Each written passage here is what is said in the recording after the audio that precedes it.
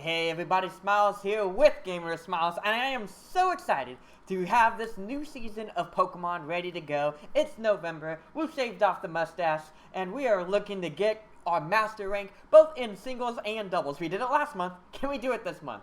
The answer is going to be yes. Of course we can. We're gonna put our best effort forward with that. But to be able to do that, we're going to have to make sure that we're working well, and we'll go from there. Alright, without further ado, let's get into some battling action here in Pokemon. Hello, Shiny Sobble. Great to see you on the chat. How you doing today? It's been a while. I haven't seen you in a while. But before we begin getting battling, look at this, guys. We've been adventuring through the Crown Tundra, if you guys have been catching my previous streams. It's been fun, and it's been great. And we still need to catch the Regis, but I can't go battling looking like this. This is not going to inspire fear in my opponents. I got a swag on them. Look at this. That's alright, but we gotta change it up. And of course, a new season means new wardrobes. So let's go ahead and change it up. We'll go with the black suit. So, by the way, if this was actually a poll that I took on Instagram of like what would be the best like looking outfit to wear. And so not the skinny trousers. They were like there was something else. It wasn't that one. I think it was like, yeah, there you go. It was a punk one. So we're going to be changing our outfit there. Oh, that's awesome. So, Shiny Sobble got one of his dream Pokemon. I'm going to guess it's Sobble. But yeah, let me know. What was that Pokemon that you caught? Would love to hear about it. Expedition pants. No, we gotta look good. We could go with the black dress pants, but I think it was the punk trousers. Then we got to change the shoes. I think changing the shoes are going to make it easier to see. Was it the loafers? I think it was the loafers. I think it was the white and black. It was, no, it was the casual trainers. It was the black casual trainers. Yep, there you go. Okay. And then there was no hat. We then did, I'm trying to remember. Yo, congrats on the shiny Grookey. Actually, one of my good friends, Daxman, actually got a Grookey of his own. And so that was really awesome on his stream that when he got that. But yeah, no, congrats on the shiny Grookey. That's awesome. All right, we got to figure out what was the other part of this outfit? Shoot, it's been a while. It's been a while since I figured out what that outfit was. Oh, yeah. Backpack doesn't matter because you don't see that in the actual battle. But we'll go with the dojo one. It looks nice. Or the leather. Yeah, we'll go with the dojo one. What was it? The socks don't really matter. That was good. The socks are good. It was the shirt. What shirt did I go for? Shoot. You know what? I'm going to have to look it up. Because I did save the picture. So let me go see this picture real quick. And we can use that. It would probably under Twitter. Because I downloaded all of the screenshots. On my phone. There we go. Here we go. This is the look I'm going for, guys. Here, let me go ahead and I'll pop this up in the full screen so y'all can check it out. Oh, might be. Let me pop it up in the full screen. Y'all can check it out. So this was the look I was going for. As you guys can see, it looks nice. Like, it has kind of like a punk feel to it. But also kind of classy. So very casual and classy at the same time. So now that I know what I'm looking for, this will be a lot easier to make. So, it was like the loose top white. There you go. Okay, that's the look. And then we got to change the gloves. I think the gloves I went with a very simple... I think I went with like a white pair of gloves. Yeah, I just went with like a very simple white pair of gloves. I had gloves on both sides. I can technically remove them, which looks okay, but I think with the Dynaband, it feels uneven. I wish you could have bracelets on both sides. The symmetry. It is important. Symmetry is important, guys. This is an important part of battling. Simple gloves white. Yep, that's the look. All right. Ooh, there we go. We are back in business, folks. I think the last thing was I did change the socks a little bit, so they were a little bit... There you go. Okay. So I would want them to be black socks. Maybe Ghost type. Ghost type has black socks. Perfect. That looks awesome. We are ready to rock. Look at that. Can you dig it? Let's go with that work, and we will update our ID card. And we are looking stylish. Woo! Now that is the look. Let me get some hype in the chat for our sick look. There you go. And thank you, Instagram, for voting on this look. It looks great. So, let's get some hype in the chat. Oh, nice. That's awesome. You got that Rillaboom to Dynamax. Let's get some hype in the chat. Here we go. There we go. Looking great, looking fresh, and we are ready to hop in here, getting into our battles now. We gotta first connect to the internet, of course, so we can go online, and then we'll go from there, and we'll keep on battling. So, actually, before we start battling, one more thing. I appreciate y'all's patience. Let me show you guys the team, and then from there, we can then check. We can go online and start the battling. Let me just double check. I think I did turn off music. Yeah, I did. Okay, cool. Because I do have some battle music ready for y'all. I just didn't want, like, two competing sounds competing for music. So, with the team, this is actually a team I made for our good friend Apollo, if you've seen him in the channel. Thank you for the signing shovel for the hype. And this was based on the idea of using Coaching Blaziken. So this Blaziken will have, has Detect, Brick Break, Coaching, and Baton Pass. And so the idea behind this Blaziken is to help kind of boost my ally and let my ally do a lot of great work here. And so, the Blaziken was originally caught in the max layer. And so to help out this Blaziken, or to really make this Blaziken work well, I paired it with two Pokemon, Glastrier and Metagross. So the idea behind this is Glastrier can receive those coaching boosts, become super powerful, and then fire off these really strong attacks. Thanks to the Assault Vest, it's really bulky, and it just has insane amount of attack, which is amazing. The slow speed doesn't really matter to bother me, or doesn't really make a difference. Now, the thing when I looked at that team, it was weak against burns and intimidates and things like that, and so I decided to kind of give some a benefit there. Oh, Sobble, Rillaboom's hidden ability is Grassy Surge, so if you have that ability patch, highly recommend teaching it. I actually have one right here with Grassy Surge. Highly recommend teaching that to it, just because that just makes it an immense threat, especially with that priority in Grassy Glide. Which, funny enough, is something I do want to talk about with this team. It does have some things I need to be mindful of here. So with that, helping deal with burns, intimidates, and things like that, I have both Tapu Fini and Milotic. Tapu Fini is able to set up the Misty Surge to help mitigate any burns. My Pokemon can't be affected by burns because of Misty Surge and the Fairy terrain, or the Misty terrain. Milotic also really discourages the use of Intimidate with the competitive boost. I could have used Galarian Articuno, but I felt that Galarian Articuno kind of compounded my Dark weakness as well as my Ghost weakness with Metagross in the back, so I felt more confident with Milotic. And Milotic also has good matchups against Incineroar and Landorus. Yo, oh no. Well, that's awesome. Your regular Gmax has that one. But it's easy enough to get, since you have the Crown Tundra, you can easily get that ability patch and get your new Rillaboom up and running. And then also with that, I have Porygon 2 for ally switches and just being a little bit more defensive overall. Nice thing here is that Blaziken Speed Boost can actually baton pass to Tapu Fini, Milotic, Porygon 2, and Metagross, giving me a little bit of options there. I think the one thing I do actually want to change here is, let me go ahead and grab Glastrier real quick. I actually don't want to use Body Press. I do want to use Close Combat instead. So I am going to teach it Close Combat instead of Body Press, just to make it a little bit easier to use overall. The defensive boosts are helpful, but in some trials, I realized that Body Press does not do the damage output that I was looking for in comparison to Close Combat. What then I do need to be mindful of is that Close Combat will lower my defense and special defense, but it is a good last resort if I need to break through a Pokemon I couldn't break through otherwise with my other moves. And Glastrier's, Whatchamacallit,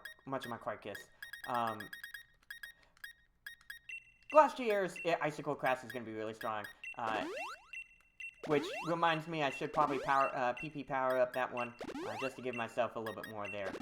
There we go, perfect. Alright, Glastrier's ready to go.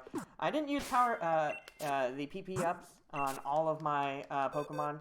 Not a big deal here. Usually in actual competitions, on live competitions, I would do that, but for now, I'm not gonna worry about that. And then we'll go ahead and bring Tapu Fini back. And there we go. Alright, folks, we got the team ready to go. Thank you so much for your patience as we got this rocking and rolling. And we're going to go online, and we're going to play some Pokemon. Really excited here.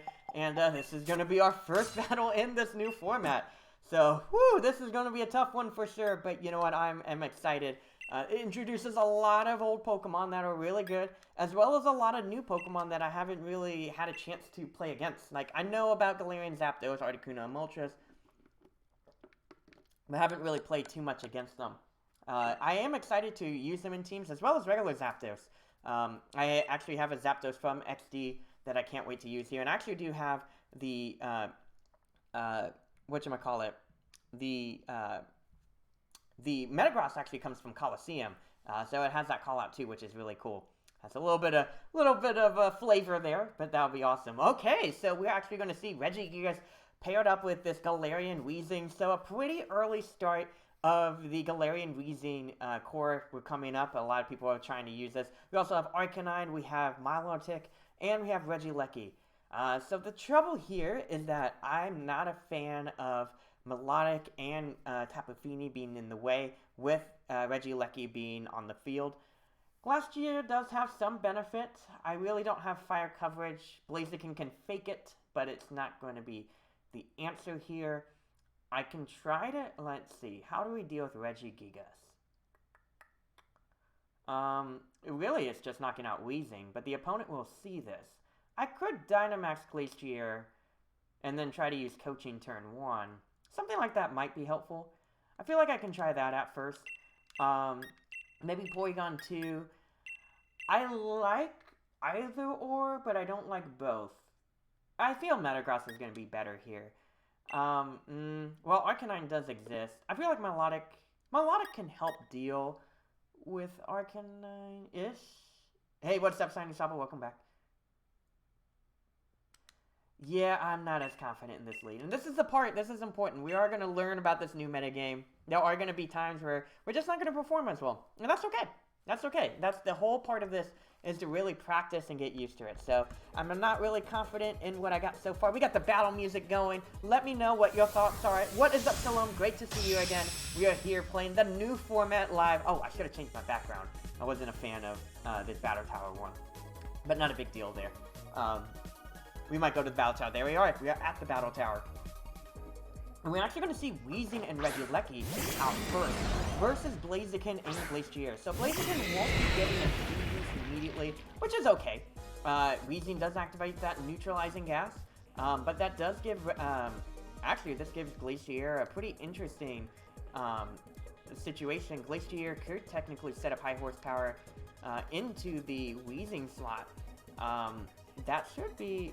no Cresselia, Porygon 2 over Cresselia. No, I feel that 100%. I could use Max Steel Spike, or I could use High Horsepower. I feel like I'm going to use High Horsepower to give myself the special defense boost in the end of it. But this will be interesting. I know Regieleki does not have much going for it as far as, not defense, but rather move pool. But it really just depending on what we're going to see here. We could see the Thunder Cage coming out, but I am just going to go ahead and go for this immediate Dynamax here, hoping to get this knockout on the Weezing and make things happen. Something tells me that Regieleki I don't imagine Weezing protecting. But we are going to see the Volt Switch come out into the Blaziken slot. I take that handedly well. Regieleki reveals the Life Orb, so... great opportunity. I am glad. Yeah, no, I have a couple of ideas for teams. This is the first one I have based on a team I made for Apollo. I'll have to give you guys... okay, so we are going to see the Arcanine come out. Arcanine does bring in... oh, does not bring in the Coach... does not bring in Intimidate. Interesting. But we are going to get this attack boost, and we are going to see the Will-O-Wisp. Will-O-Wisp misses. Thank goodness. And I get to fire off this Max Quake into the Weezing slot at this +1. And it is not enough to knock out, unfortunately. But able to do some decent damage. Weezing hangs on with the Focus Sash, so Weezing actually has the Focus Sash. Interesting. We do get the special defense boost, so not too bad here. I think what I want to do again is get another Coaching, and I think this time I'm going to fire off a Max Quake into the... This is interesting. Because Arcanine could potentially Dynamax, and it has the weakness policy. But it doesn't seem like it's going to do that. I feel like I can Max Quake into the Arcanine, even if Glacier is going to get burnt. The fact that I'm doing a lot of damage here is going to be helpful. Oh yeah, Arcanine did not activate its ability because of the neutralizing gas, so it probably has Intimidate, we just haven't seen that yet. Yeah, I could. That is a good call out here. But I feel like I think the thing here is that even if I do attack the Weezing, I mean, the thing here is, like, even with Will-O-Wisp, if I get enough of these coaching boosts up, I'll probably negate that damage, and be able to do significant amount to the Arcanine down the line.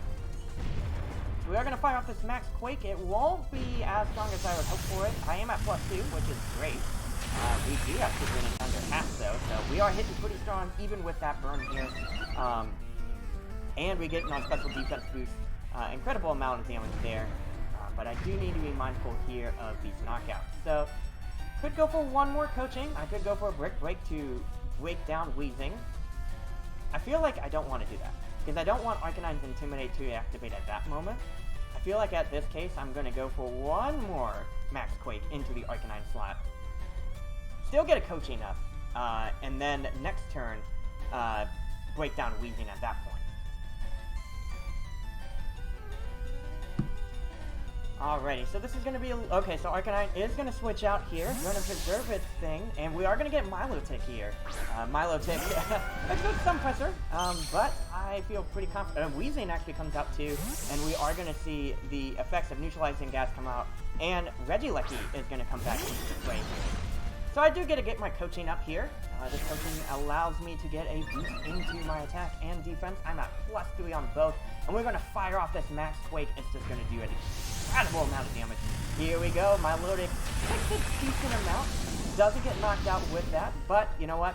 I am okay with that. We are going to get our special defense boost here. Feeling pretty confident here, and Milotic does eat its berry. So while I haven't gotten knockouts per se, I have spread a lot of damage across the board. Blaziken does get its speed boost here, and my Dynamax is over. So this is going to be a little bit tricky. Feel like in this case I do want to use Detect, and I also want to go with... getting a knockout is going to be important here. I am going to try to hit this high horsepower in the Regieleki slot. Regieleki can only switch out into, if it uses Volt Switch, it can only switch out into Weezing or another Pokemon. So we're going to see the Volt Switch go into the Blaziken slot. I am able to take that in. Milotic goes with Recover, but not a big deal. I am okay with this Recover right now.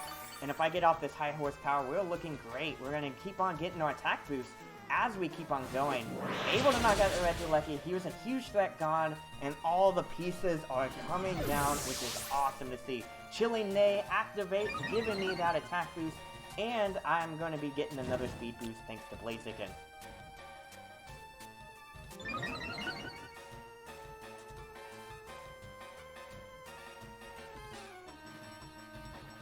Now here's the question. Right now I could switch into... So we are going to get Arcanine in, and Arcanine will be activating that Intimidate, slowing Blaziken's attack a little bit, and Glacier, so negating the Chilling Neigh. That happened. But I feel like in this case, I could Baton Pass into an interesting Pokemon.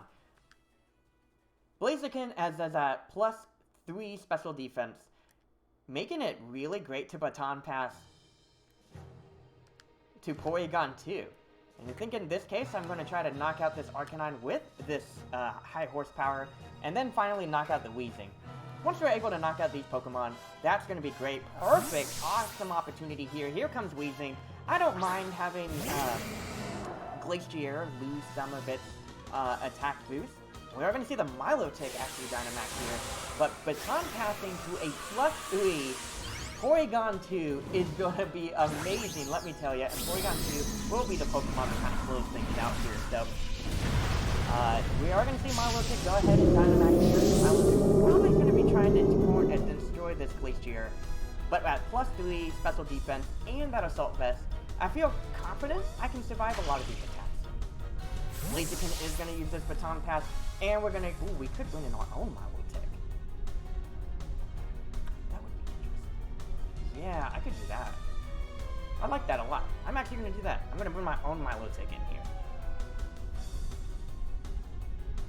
because then Arcanine comes in and I get a free special attack boost. We are going to see this Max Geyser. The Max Geyser is going to go into most likely the Milotic slot. Look at that. That was such a great switch in. And hi, the G-Max Snake Pokemon is in, but we take that hit like a champ. Weezing, because it switched in, allows me to get this high horsepower off into the Weezing slot. That means that my own Milotic is going to be at +2, therefore making it so much easier to deal with my opponent. If Neutralizing Gas is away, I get a Chilling Maid boost, but that's going to be negated by Intimidate, but doesn't really matter. Even with that burn, we are putting in so much offensive pressure. Oh my goodness, those max crates really coming in handy here, and Milotic unable to really do too much here. I'll be able to knock out this Arcanine handedly. We are going to see the Arcanine come back into the fray. Arcanine is going to go and use that Intimidate, which totally fine by me, because now I get that competitive boost thanks to my Milotic, one of the things I wanted to be mindful of. And I'm going to get I might get the Intimidate drop on Glastrier, but I mean, I'm sitting pretty. I'm going to go ahead and use Muddy Water on both. And yeah, here, let's just check out. Glastrier is at +3 attack, right? I mean, that's just incredible. And my special defense is so high, it's looking great too. I feel like in this case, I can sacrifice the chance of ramming my close combat. I do want to make sure I knock out this Arcanine. That is important. We are going to see the Muddy Water actually go first, which is perfect. That's enough to knock out Arcanine. That looks great, and Arcanine is knocked out. Milotic is going to fire off this Max Geyser. Who's it going after? I'm not sure. Probably Glacier. Oh my goodness. Look how much that did. That barely did anything. And we're going to fire off this close combat. We're looking great here. Glastrier taking up these attacks well. I did lower my special defense thanks to that close combat, but I didn't want to take any risk of missing Arcanine with that Muddy Water. I'm just going to fire off an Ice Beam because I can. And I'm going to fire off a high horsepower because, again, I can. This is great. I go off with the Ice Beam first. It's not very effective, but hey, maybe a freeze. Nope, that doesn't happen. We are going to fire off one more Max Geyser into the Glacier slot. Glacier, again, takes that like a champ. And Glacier is going to fire off that high horsepower, doing a decent amount of damage. But oh my goodness, that is the power of coaching. Blaziken, the life coach. Let's go. There you go. That is such a great thing. And I didn't even have to worry about the burn. That was the awesome thing about that. I'll just fire off another Ice Beam because I don't want to miss. And yeah, at this point, Glacier has already done its job, so we'll fire off this close combat here. So here you go. We're going to fire off one more Ice Beam. This Ice Beam is not going to do too much, but that's okay. Not very effective. We are going to get the Hypnosis. Milotic misses that attack, but it wouldn't matter anyway. And we handily win that 4-0. Woo! Hey, that was awesome. Can we get some hype in the chat for that one? Our first match of the day. Oh my goodness. And there you go. Just the power of Glacier just holding down the fort. And Blaziken, that life coach, giving that coaching ability, and just helping out the team and really just rooting on Glacier.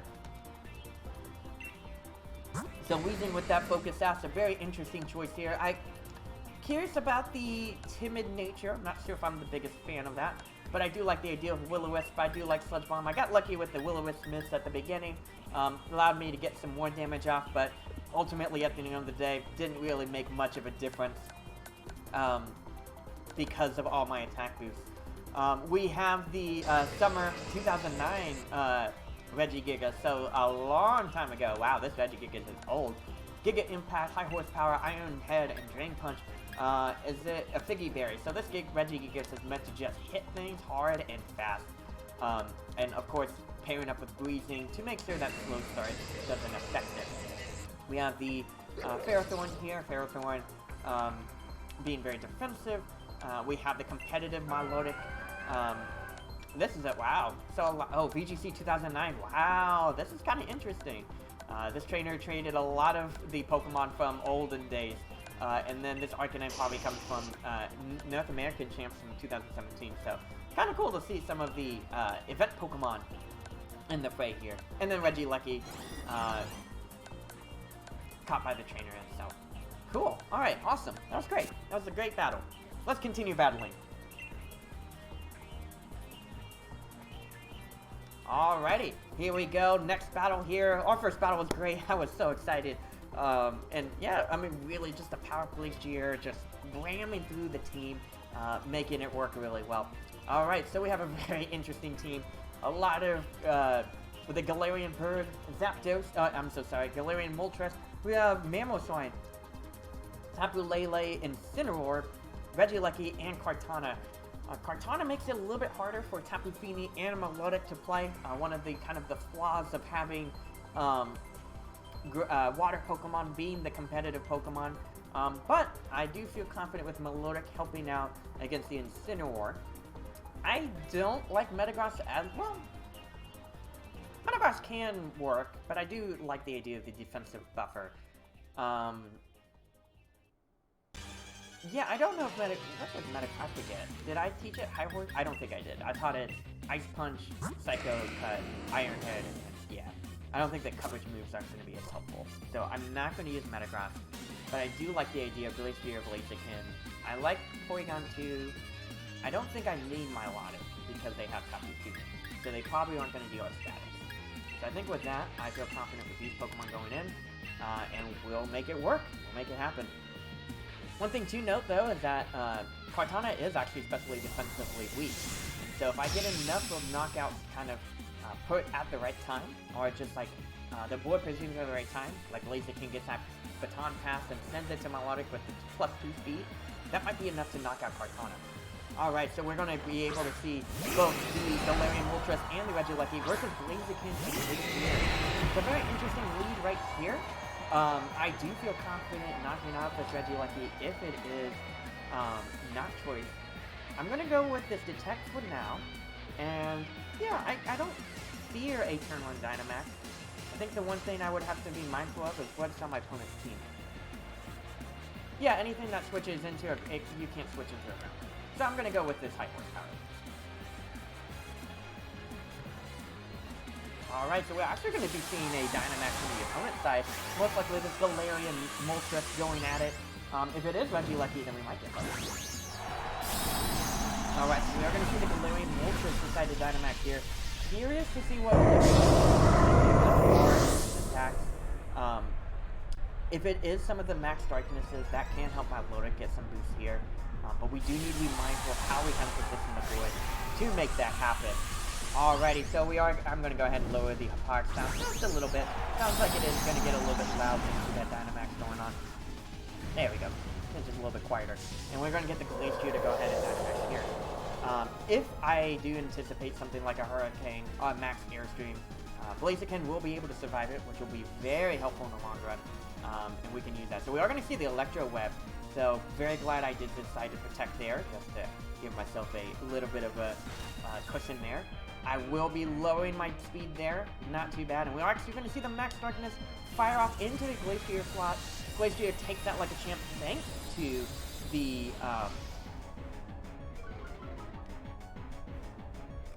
thanks to my Assault Vest. We do see the Life Orb come out, and we're going to fire off this Max Quake.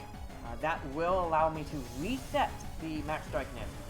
We are able to get the knockout here. Hey, what is up, Stone1802? Great to see you on the chat here. How you doing, by the way? We are here playing the new season of Pokemon. Yeah, so far so good. We've got one battle in, won handily 4-0. And this battle's looking great so far. Able to get some key knockouts here. Blaziken does get that speed boost. So looking good there. I don't know if I want to hit Moltres quite yet. But I do feel like eventually I will be able to do so. Alright, the opponent is going to send out Mamoswine. So, I'm trying to think. What if I went coaching? You know what? If this Mamoswine is Focus Sash, I can use the Brick Break and then Max Knuckle it. And I feel like between the two attacks, I should be able to knock it out. And then fire off against that Moltres, do an impressive amount of damage, and I think from there, we're going to look great. Alright, so I do get a fire off this Brick Break. Brick Break actually does a lot there. Super effective. And we are going to see one more Max Darkness go into the Glacier slot. Glacier now is at negative 2 special defense. I did not use Max Quake to reset that, unfortunately. Actually, negative 1 special defense.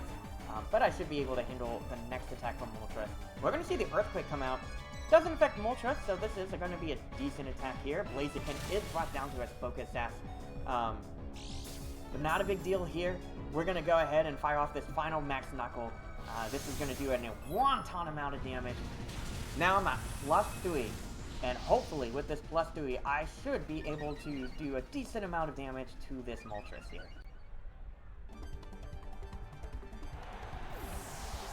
Chilling Neigh activates, and that's going to give a nice attack boost there. And I also get the speed boost, so giving the next Pokemon in my team another speed boost there is going to be helpful. Glacier getting knockout after knockout, which is so helpful here. And we finally are going to see the Kartana come out to play. Blaziken, I feel like I could detect one more turn, or I could Baton Pass. I feel like the one thing I have to be mindful of is the Kartana knocking me out and posing a threat to my Milotic. So in reality, I feel like between Melodic and Porygon 2, I feel like I can knock it out. I am going to go for this Max Hailstorm on the Kartana slot, and that should be enough to bring it to Focus Sash level, which is totally fine. We're going to use this Protect, mainly if Kartana is going to be cheeky and try to get a quick KO. We're going to see the Aerial Ace. I am glad I decided not to attack with Blaziken. We are going to see one more Max Darkness come out into the Glacier slot. Not enough to knock out, though. Glacier hangs on. Hey, no worries, Stopple. Thank you so much for tuning in. Glacier hangs on with that. One last attack, which is looking great. Moltres continues to lose its health thanks to that Life Orb. And we are going to get Kartana brought down. Actually, no Focus Sash here. Yeah, looking great on our end. Kartana is going to be knocked out. And, yeah, this is looking amazing. Chilling Neigh activates, and I am just exerting so much offensive pressure. That will be enough to knock out Blaziken, unfortunately, but I didn't want to give my opponent a free opportunity. Or like a Beast Boost if it was Focus Sash or anything like that. At this point, I feel confident in bringing in... I feel like Porygon 2 might be helpful.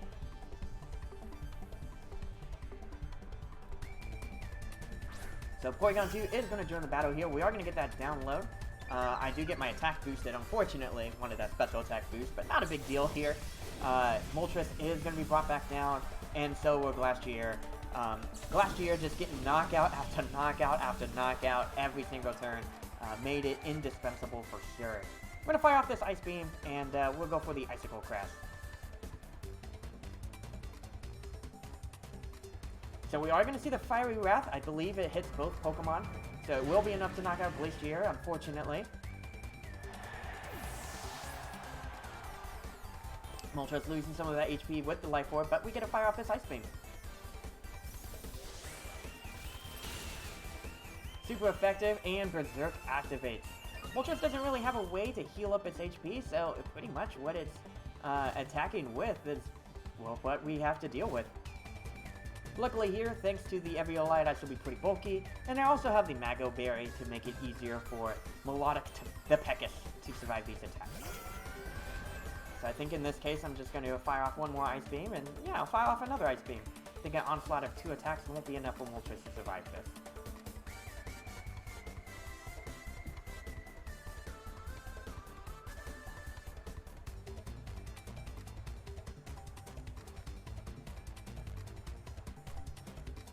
Moltres is going to fire off that Fiery Wrath one more time.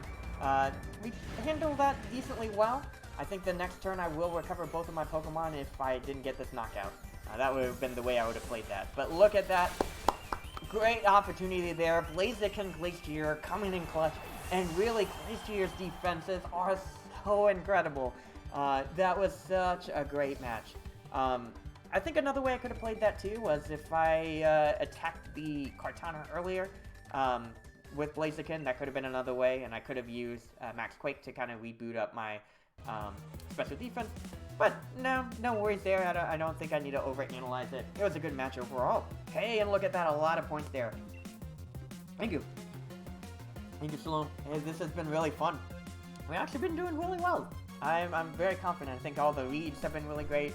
Feeling confident of dealing with the Pokemon that I'm facing against and kind of knowing the new moves and things like that. But Blaziken has been such a boon to this team. Alright, so we actually see some interesting shenanigans here. The Comfy allows the opponent to activate the weakness policy on their own Tyranitar. Kind of big into making a kind of big bet there. We see the Regidrago, first time we're going to see Dragos. We have the Tyranitar, the Excadrill, so an easy opportunity for them to set up Sandrush.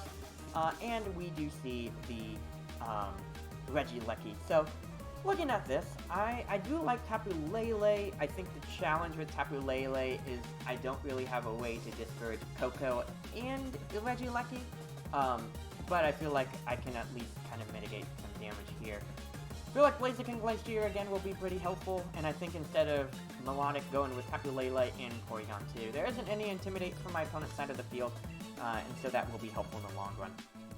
It's going to be an interesting one, because the Tyranitar Excadrill lead is one that I haven't seen in a very long time. It's actually one that I enjoyed using quite some time on my team, so I am kind of bummed I won't be able to face the opponent off with that. But you know what, no biggie there. We are going to see the Tapu Koko Regieleki lead pretty early on versus Blaziken and Glacier. So this makes it a little bit tricky because Regieleki is going to benefit greatly thanks to the electric terrain. I don't feel confident in Dynamaxing now, but I do feel confident in getting some damage off. I feel like what I want to do here is detect the first turn. Dynamaxing does give me more health.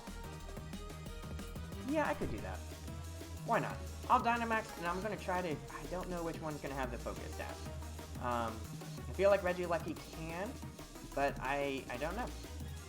Tapu Koko also has... I feel like I'm going to just hit Tapu Koko. Let's try to do that. Alrighty, so we're going to go off of this Dynamax first. Hopefully this will allow us to get this knockout on Tapu Koko.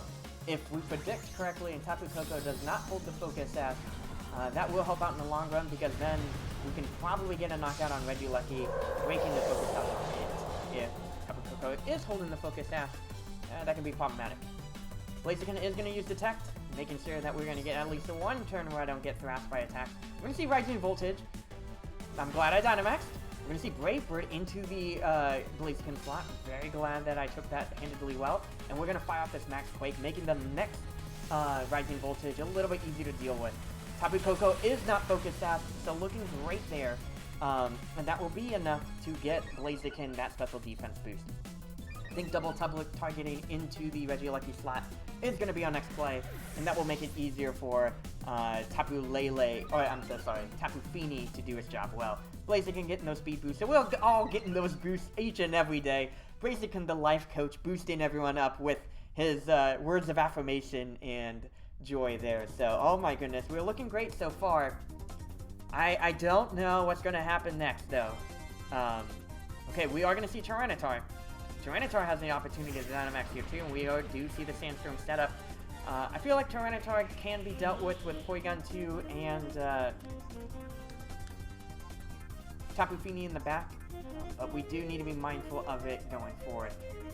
We could Max Steel Spike, but it won't be very effective. I feel like Max Quake again is just our move here. We do need to guarantee this knockout. Tyranitar does have an opportunity to set up the... I don't know. It's just Rising Voltage just does a lot of damage. I feel like I can go with Max Quake again. I think I'm going to do that. Yeah. Because that will give Blaziken an opportunity here. Yeah, I feel like I'm going to use Max Quake again, because that will give Blaziken an opportunity to go ahead and use Baton Pass if needed, and that might be enough to get some knockouts that I need. If you might be wondering why I'm using Brick Break, Brick Break was to help deal with Reflect, Light Screen, and also G-Max Lapras that might come out, or Aurora Veils, and just helping break through a couple of things. Alrighty, so we are going to see the Rising Voltage go into the Blaziken slot. Luckily, I survived with my Focus Sash, so Blaziken won't be doing too much after this turn, which is totally fine.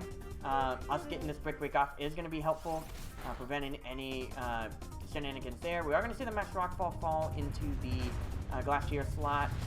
I survived at 36 HP, so I'm looking good there. I'm happy to see that, and we're going to fire off this Max Quake into the Regieleki slot. So this does mean I will lose Blaziken this turn, but it does also give me an opportunity here to say, you know what, I can switch into Porygon 2, use Ally Switch, and kind of use those shenanigans. Granted, the opponent doesn't know I have that yet, so it will be helpful here in the long run to use that. So, great turn 1 Protect. I think that was super helpful. That allowed Blaziken to survive against... It basically kind of created Blaziken as the bind. It created kind of that pressure here. So we're going to see Excadrill. So that's a little bit problematic, because the problem with Excadrill is that because it has Rock Slide, it could threaten both Pokemon. We're going to see, we get special attack boost, we get special attack boost. I'm liking that. I feel like it would be a wasted turn to use Ally Switch because Excadrill could use Rock Slide.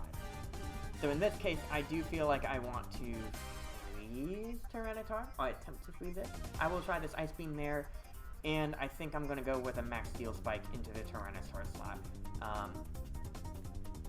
At +3, I mean, I could Max Knuckle the Excadrill slot. No, that doesn't make sense. I'll Max Quake the Excadrill slot. Yeah.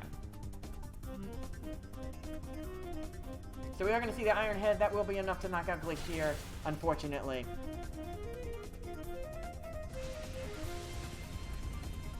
Yeah, it goes brr. There's a very big horse that goes brr. And we are going to see the Max Knuckle fall into the Porygon 2 slot. Porygon 2 takes that okay. Not the best. But I think I can work around this.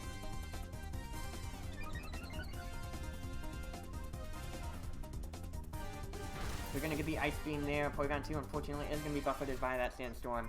And we are going to see we're going to bring Tapu Fini out. Luckily here, too, Tapu Fini could actually give Porygon 2 a little bit of healing with Heal Pulse itself, which is helpful. I actually used that in conjunction with Glacier. I was facing off a slower team. But my opponent is putting a lot of offensive pressure with this matchup, so we are going to have to figure out a way to kind of work around this. I am going to Ally Switch here. I think what I want to do, I don't want to Muddy Water just yet. I could use Moonblast, but Moonblast isn't going to do too much. Yeah, that's the problem. I think I'm going to go with that. Oh, but you're at +1. It looks like close to a knockout. I could try to recover. I could try... It doesn't make sense to recover. I feel like you need to put offensive pressure. I could try to Ice Beam the Excadrill. Muddy Water seems... Yeah. I'm going to use... This is kind of a risky play, honestly. We're going to see the Iron Head go into the Tapu Fini slot. Take that okay. I get the Heal Pulse off first, so I'm actually very glad I went for that move. So that was awesome. We're going to see another Max Knuckle. That could have been another way to play it. If I Ally Switch and use Heal Pulse. Tyranitar and Excadrill at +2. So really it doesn't matter because, like, it's a lot of damage. That's good to see.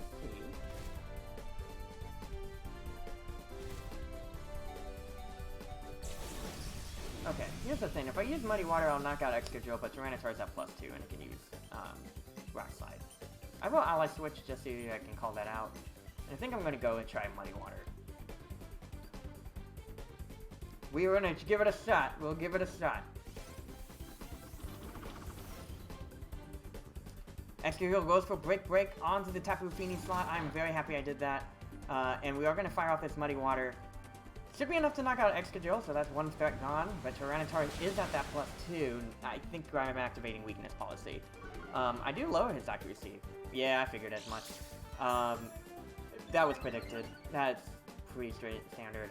Excadrill is knocked out. Great. Tyranitar uses Rock Slide.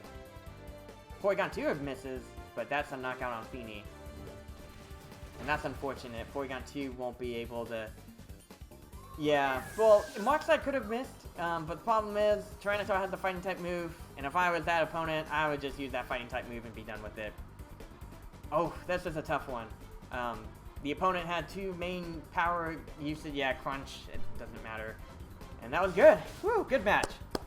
replaying that, I think this team doesn't really have as much like immediate pressure. I set up to make my pressure happen, and because the opponent exerted immediate offensive pressure, it was a little bit harder to be able to deal with the opponent. The ally switch was a good call, gave me an extra turn to work with.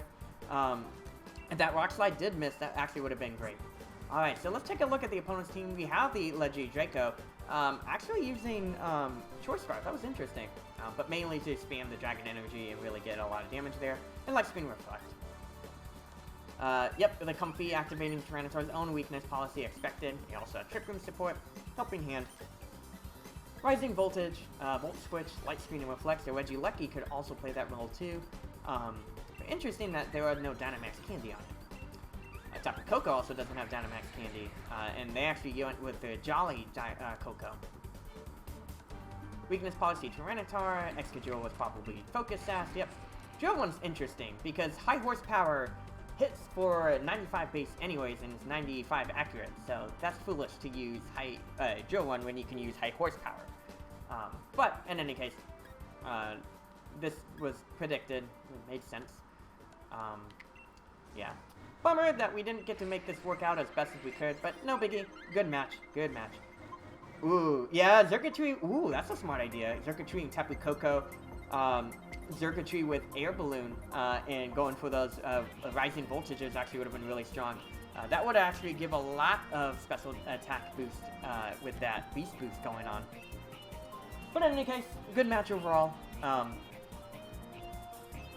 Yeah, I think if there was a way to have stopped the electric onslaught earlier, made it easier to do a Tyranitar in the long run. But alrighty, so this team has a lot of interesting Pokemon. A lot of Pokemon I've enjoyed using in the past, including Persian, Alolan Persian. Unfortunately, Darkium Z doesn't exist because Darkium Z Parting Shot is such a great move. I love it so much. But anyways, we do have the Parting Shot capability happening here. So that does give Milotic actually a great advantage here. I think the one thing I do need to be mindful of is the Regieleki and the Kartana, but if I deal with them early, I got a great opportunity against them.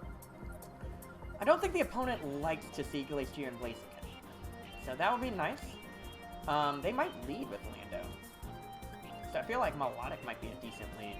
Unfortunately though, if I lead with Milotic and they have Regieleki, then I can't really switch Milotic in. I could use Porygon 2 as kind of like a fake buffer. So I might do that. I'll bring in Blaziken. Well, that doesn't seem right. I'll bring in Blaziken and Glacier. I don't think the opponent is going to lead with Lando. If they do, that's fine. Then I'll bring in Porygon 2 and Milotic, and I'll work around from there. It just seems odd to lead with Lando. Like, that doesn't make sense. To me, it just doesn't make sense. I could have also done Metagross, because Metagross would have used Ice Punch. Yeah. I'm not sure. Anyways, let's see what happens here. We're going to see Persian and Kartana, so great. I don't have to worry too much about a scary lead here. Versus Blaziken and Glacier, so does open way up for a great opportunity here to deal with Persian in the long run. Blaziken can use Coaching, giving Glacier a kind of boost in its attack. I don't think it's a problem going to Dynamax now. I could use Icicle Crash, I could use Max Hailstorm. I feel like I want to set up. I'm trying to knock out the person. Oh no, I could do it against Kartana. And then one thing I need to be mindful of Kartana is choice. Focus Sash. But even if it is, then I can, you know what? Actually, no. I am going to use Brick Break on the Persian, and I'm going to switch you out with Milotic. Predicting the Parting Shot coming out here. Glacier can come back and fight later.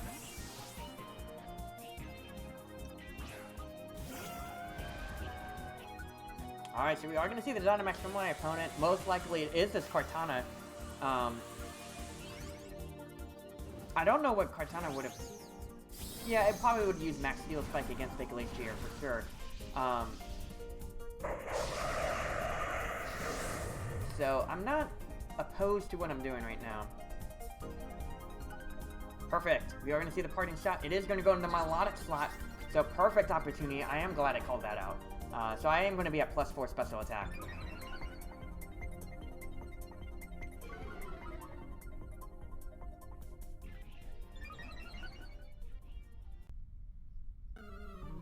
This actually makes it where Milotic is a huge threat.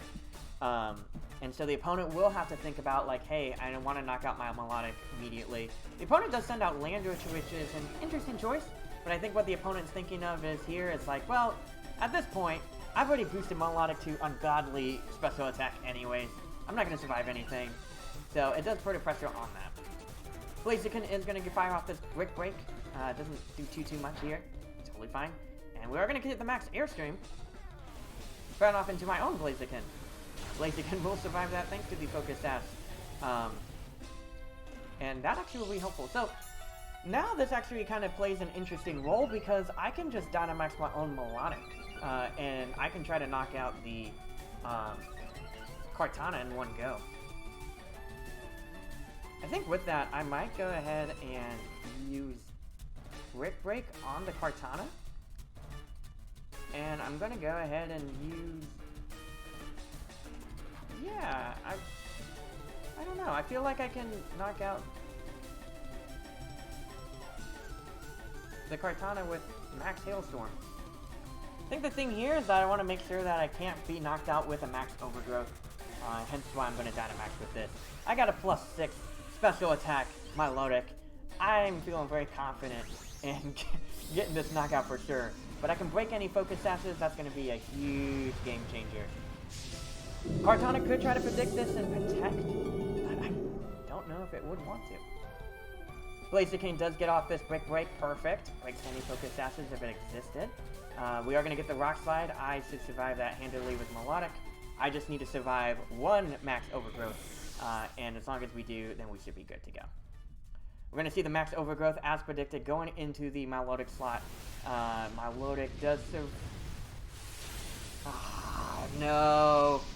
Unfortunately, Milotic doesn't survive the Max Overgrowth. That was the one attack I needed it to survive. Oh, man. An unfortunate there. Okay, well, that's part about learning about the new metagame. Oh, man, that would have been great. Kartana gets that speed boost, a beast boost, unfortunately, getting that attack boost.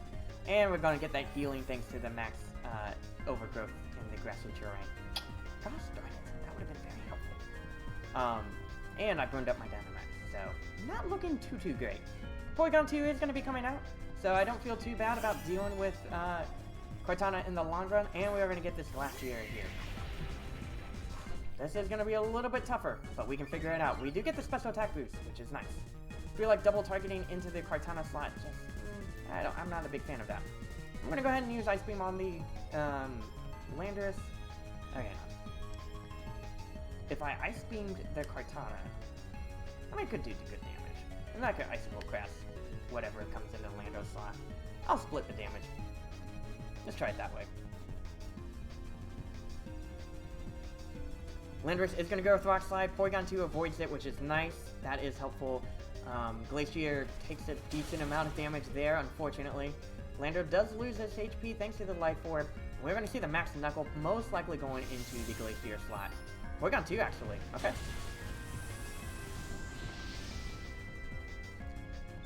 Landorus is going to get its attack boost, and so is Kartana. Kartana becoming a huge threat here. We're going to get off this Ice Beam. Is it enough to freeze? Nope.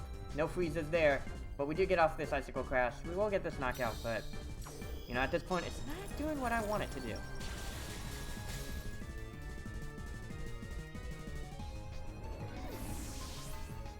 And Chilling Neigh activates, giving me an attack boost.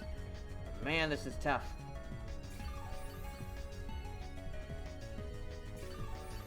Kartana is done with its Dynamax, but it will have Sacred Sword. And Sacred Sword's not great. The Sacred Sword ignores any defense boosters I might have gotten. Granted, I haven't gotten any, but man, if I did survive that Max Overgrowth, we would have been in such a great spot here. But of course, it was not to be, as Kartana, once again, is one of the worst Pokemon I've had to deal with. Even in X and Sun and Moon, I hated dealing with it. We could slow for power the close combat the Kartana slot, I'll be able to knock it out, but really at this point it is going to be a little bit tricky. Person does go with that fake out into the Glacier slot. We are going to see the Sacred Sword. Is it going in Porygon 2? Unfortunately it does, and that means that Glacier is 1 against 3. Not looking so great. Kartana gets that Beast Boost, which makes it even scarier. As Glacier is unable to move, Kartana is going to get this little bit of HP restored thanks to the grassy terrain. But yeah, unfortunately, I just wasn't able to capitalize against Kartana. So I think Galarian Articuno might have had a better chance, maybe, but Articuno wouldn't have hit would have hit with its max airstream, but it wouldn't be able to do much else afterwards. Kartana is going to go with this Sacred Sword. That's going to hit, and that's going to be enough. That's all she wrote, and unfortunately lost there. So a great match from our opponent. Kartana once again proving itself to be a very big thorn in my side. It just reminds me so much of 2017 VGC and how much I hated Kartana and dealing with it. Its lower special defense is nice, but unfortunately, not having fire offense is really tough on this team. Fire is a little bit harder to fit in as far as the moveset. I think looking at this, I really haven't used Metagross that often, and without Metagross really being used much, I think that does give me an opportunity to use another Pokemon there. But anyways, we have another big match. Ooh, this one's kind of an interesting one. We have Galarian Moltres, we have Scizor, we have Slowbro, we have Clefairy for defensive buffers, we have Regidrago, and we have, yeah, it really is. That high attack is just monstrous, but it's that paper thin special defense. If you can take advantage of that, you got it. But unfortunately, it's just harder to take down. So I gotta figure out different ways to do that. And then we have Lapras G-Max, which Blaziken can luckily break through the screen with the Brick Break here. Looking at this, I actually do like my matchup against most of these Pokemon. I can knock out Clefairy pretty handedly. Glacier does prove to be very helpful here. I'm not as big of a fan as Tapu Fini. Fini does great against the opponent, except for Slowbro. If I can deal Slowbro, then I feel like Fini can work well. I could use Metagross. Yeah, I feel like Metagross actually helps out a lot. So I think what I'm going to do actually is I'm going to lead Metagross Blaziken, which is an interesting lead, and then Glacier Fini. So no Porygon 2. I know. It's weird. But Metagross actually hurts. Metagross hurts a good amount of Pokemon well. It will be able to capitalize on Moltres using its Dark-type moves. Especially in the Dynamax, I could use something like... I'm trying to think. I don't have a way to deal Slowbro directly. So we are going to see the Regidrago and Moltres versus Metagross and Blaziken.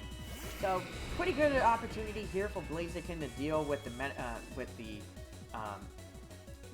good opportunity for me to deal with Moltres well.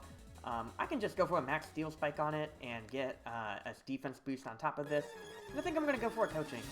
Just, you know, egging Metagross on and really rooting for it, you know. Once Blaziken is done, I'll switch in with Tapu Fini, giving Tapu Fini all the speed boost and that defense boost. And so that'll be helpful. Alright, so my opponent decides not to Dynamax. I will Dynamax to probably pop open my weakness policy. Not feeling great about this so far. We're gonna get the Dragon Energy. It hits both? I did not realize that. Oh my goodness. That is a game changer for sure. Metagross will get that attack and defense boost. And we're gonna actually see the Nasty plot. So I am glad that I decided to go for this max Steel Spike now. I don't know if I am going to survive another attack from this Moltres though. Great, we are going to get that handed knockout right there. That is very helpful here. And Moltres is knocked out. Wow, Dragon Energy actually hitting both Pokemon is... I did not realize that. I didn't realize it was a double target. I guess it really is the Dragon version of Water Pulse.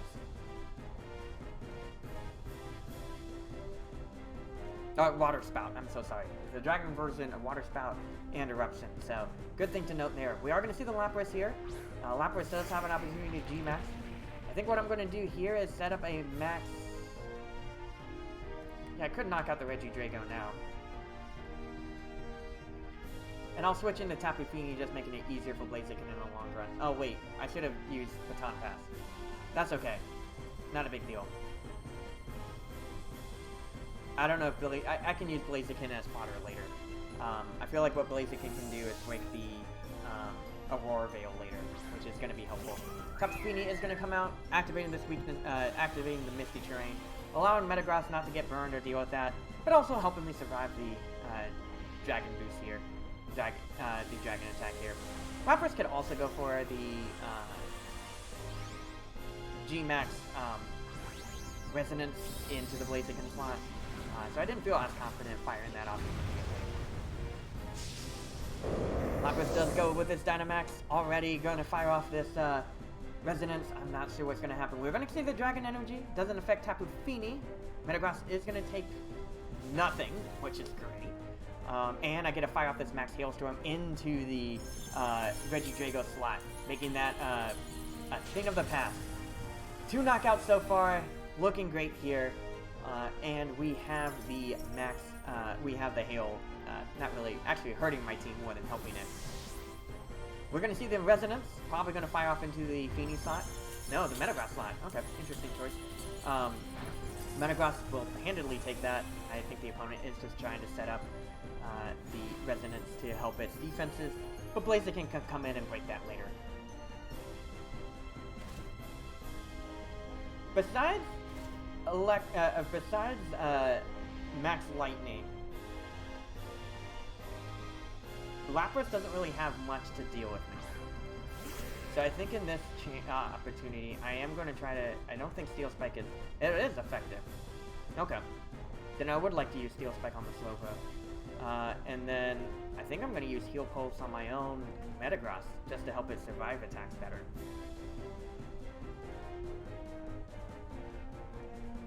There we go.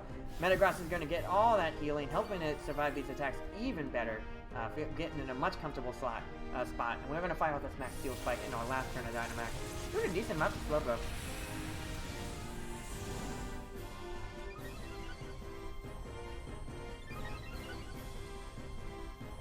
We're going to see a Max Geyser fire off. Actually, very nice here. Max Geyser allows me to... this is great. I actually adore seeing Max Geyser. Adore is a funny word to say about that. But it does reset the weather in my favor. We're going to see the Cell Side Arm firing off into the Tapu Fini slot. Tapu Fini survives thanks to that defense is not enough to activate my berry though, which is disappointing. Alrighty. I am going to Iron Head the Slowbro, and I think I'm going to go ahead and Heal Pulse my own Metagross. Tapu Fini probably isn't going to be able to survive the next attack here. Totally fine here, as long as I don't get a quick draw. Slowbro actually protects itself, so okay, I'm okay with this.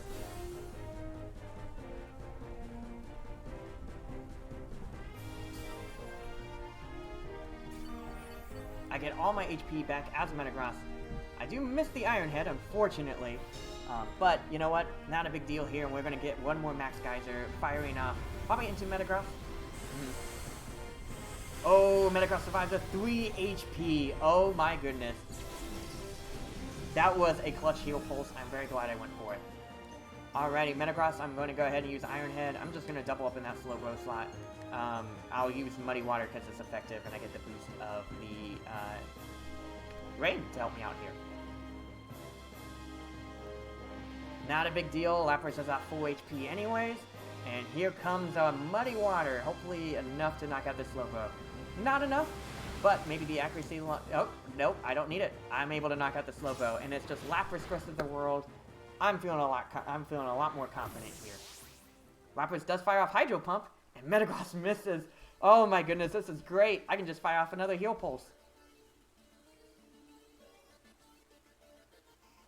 Wait, this is taking a while. I think I know what's up.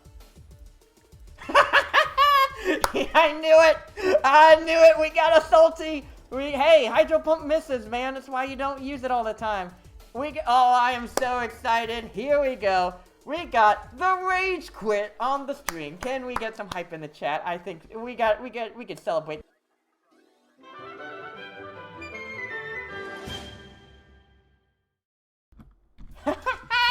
Oh my goodness, that's crazy. Oh man, the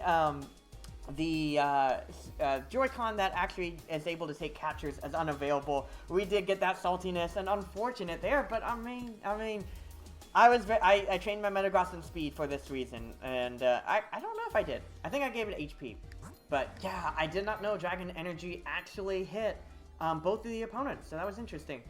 Interesting to see Dragon Pulse and Draco Meteor as well. I guess if it's at low HP, it can switch between the two if need be. But yeah, Regidrago is a very interesting... Protect on a Choice Scarf Pokemon seems odd. I think it might be that the opponent was thinking, oh, if I Dynamax, then I actually can switch over or whatever. But anyways, in any case, very interesting to see Regidrago. I'm very lucky to have Tapu Fini to absorb that hit. Clefairy actually would have been pretty interesting. Actually, wow. Clefairy is interesting that it actually would have been completely blanked by Taunt. So that's interesting to see. We do have the Slowbro with the Sucker Berry, so I am glad that I didn't have Glacier in this fight. Yeah, surviving that cell sidearm was clutch. It was awesome to see, and being able to deal with that. We did have the Scizor. Scizor wasn't too scary, but I am glad that I had to deal with it. Moltres, knocking it out very early on was very nice. That was awesome to get that free knockout, thanks to the coaching and the Max Steel Spike. If we get some, press F to pay respects in the chat. And then the Lapras G-Max Resonance, and it was Weakness Policy as expected. Yeah, if Lapras was attempting to hit Thunder and targeted the Tapu Fini, I think it would have been a better situation for it overall.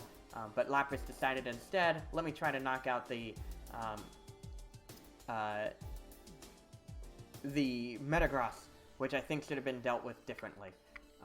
I think actually too, maybe the reason why was, if you look at Slowbro, Slowbro has nothing to deal with Metagross, hence why it kind of did that.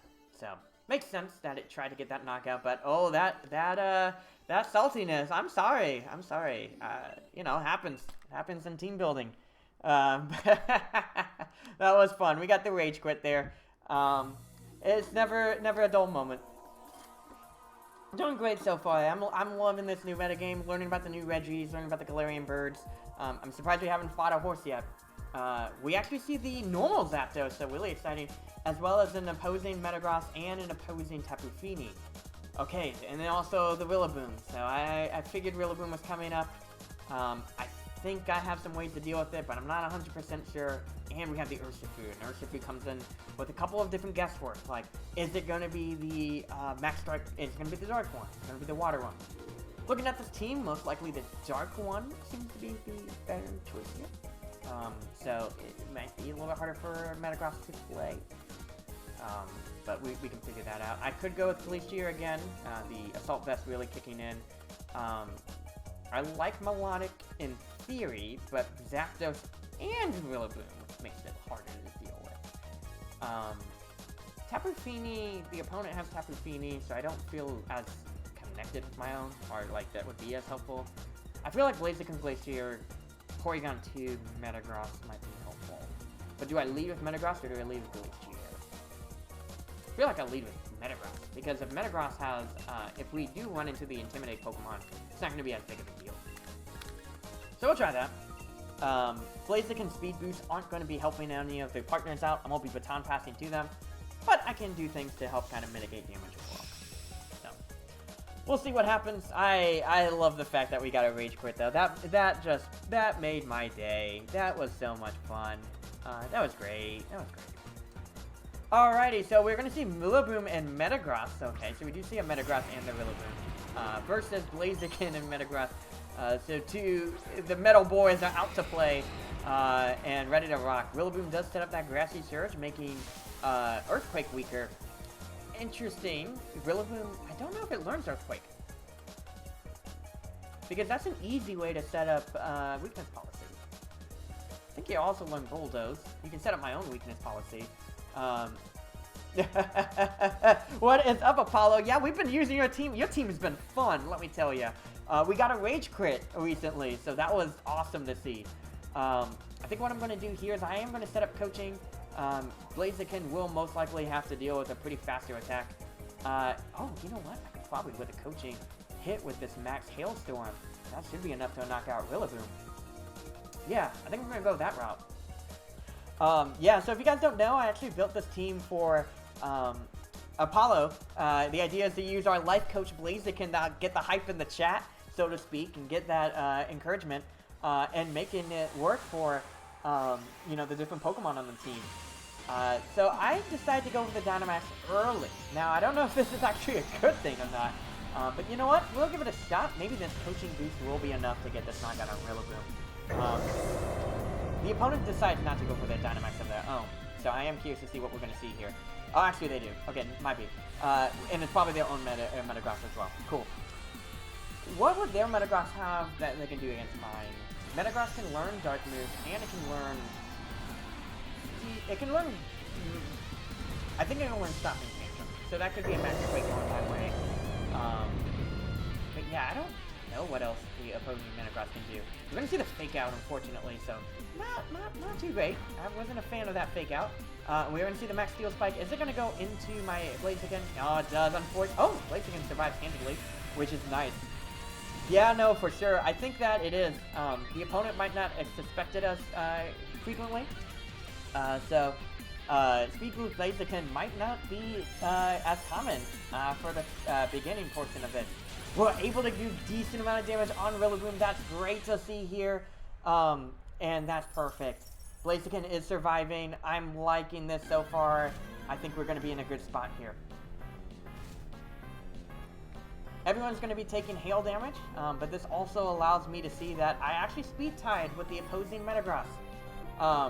So that's helpful to know. I will outspeed Rillaboom, but I don't want Grassy Glide to try to knock me out.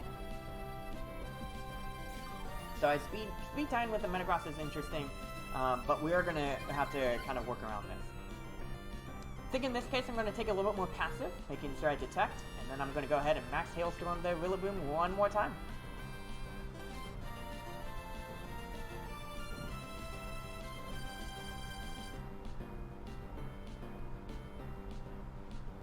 So give me 2 special attack boosts here, or speed boost here. We're going to get the Grassy Glide protecting my Blaziken. Was a great call there. We're going to get another Max Steel Spike, most likely going into the Blaziken slot, but thanks to the detect, I'll take that handedly. The opponent will be getting a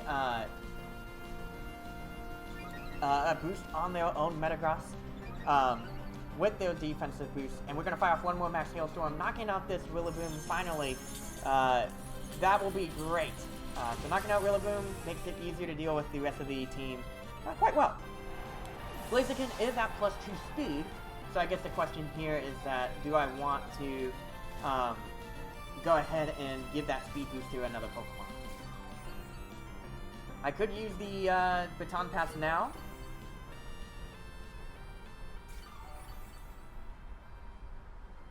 Or I could use it later. So I get +2 in speed. Blaziken is outspeeding things. Metagross most likely is firing off Max Steel Spikes to help survive against Blaziken's attacks. But my Blaziken's actually more of the supportive type. He is not really an attacker. He's a supporter. He's a coach. So he doesn't really care as much. But the Baton Pass might be helpful. I just don't know if I want to switch out my Metagross. I didn't get any boosts with it. Alright, so we are going to see the Zapdos. Okay, I could knock out Zapdos pretty handedly. I'm going to Baton Pass, and I'll just Max Hailstorm the Zapdos slot. Yeah, let's see what happens here.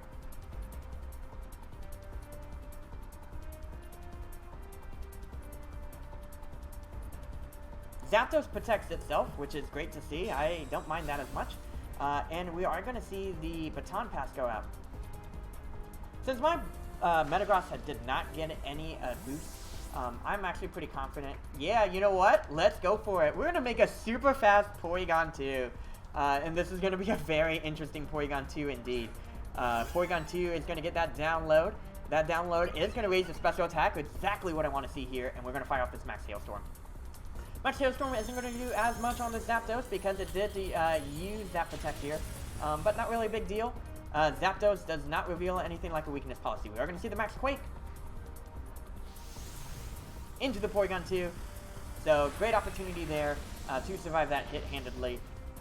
Zapdos is going to get that special defense boost, and so will Metagross. However, at +2 speed, Porygon 2 is actually decently fast? What?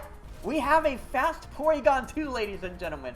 And so that might be super helpful in the long run to knock out a lot of these key knockouts here. So the Max Quake is going to be a little bit problematic dealing with this Metagross in the long run, but I feel like with cheap hits, slowly but slowly we can chip it down and deal with it accordingly. My Metagross didn't really get any boost, which is great, giving Metagross the opportunity to go ahead and switch out safely into Blaziken, and thus giving another safety with that. Alright, with that I'm going to have Fire Off on Ice Beam into the Zapdos, and I'm just going to go ahead and switch out back into Blaziken. And this is the one thing that I enjoy about the team, is just that versatility. Like, I can just say, you know what? I can be a little bit more versatile with this, and change up how I attack. Zapdos does go for that Thunderbolt into the Porygon 2 slot. Porygon 2 takes that decently well. Zapdos does reveal that Life Orb. So Zapdos does outspeed a +2 Porygon 2. That's good to note. But we are able to knock out the Zapdos, making it easier to deal with in the long run. If Metagross decides to go with the Stomping Tantrum into... Okay, so it is going to target down the Porygon 2 slot. Totally fine. Critical hit there. And now Porygon 2 is going to be knocked out. No biggie. Blaziken will be taking damage thanks to the hail, and so will Metagross, but we also get a heal up from the hail thanks to the grassy terrain. So pretty much negating that damage there, but in the long run this will be helpful. Cool, I'll go ahead and bring back my Metagross here. And the opponent does send out Urshifu. Urshifu reveals to be the Dark type one, and here comes Metagross the Triumphant back in the fray. This is going to be interesting. Urshifu will be able to go through my Protect. So I am going to Iron Head it. I'm going to try to Coaching it. The critical hit is going to be a tough thing to deal with now.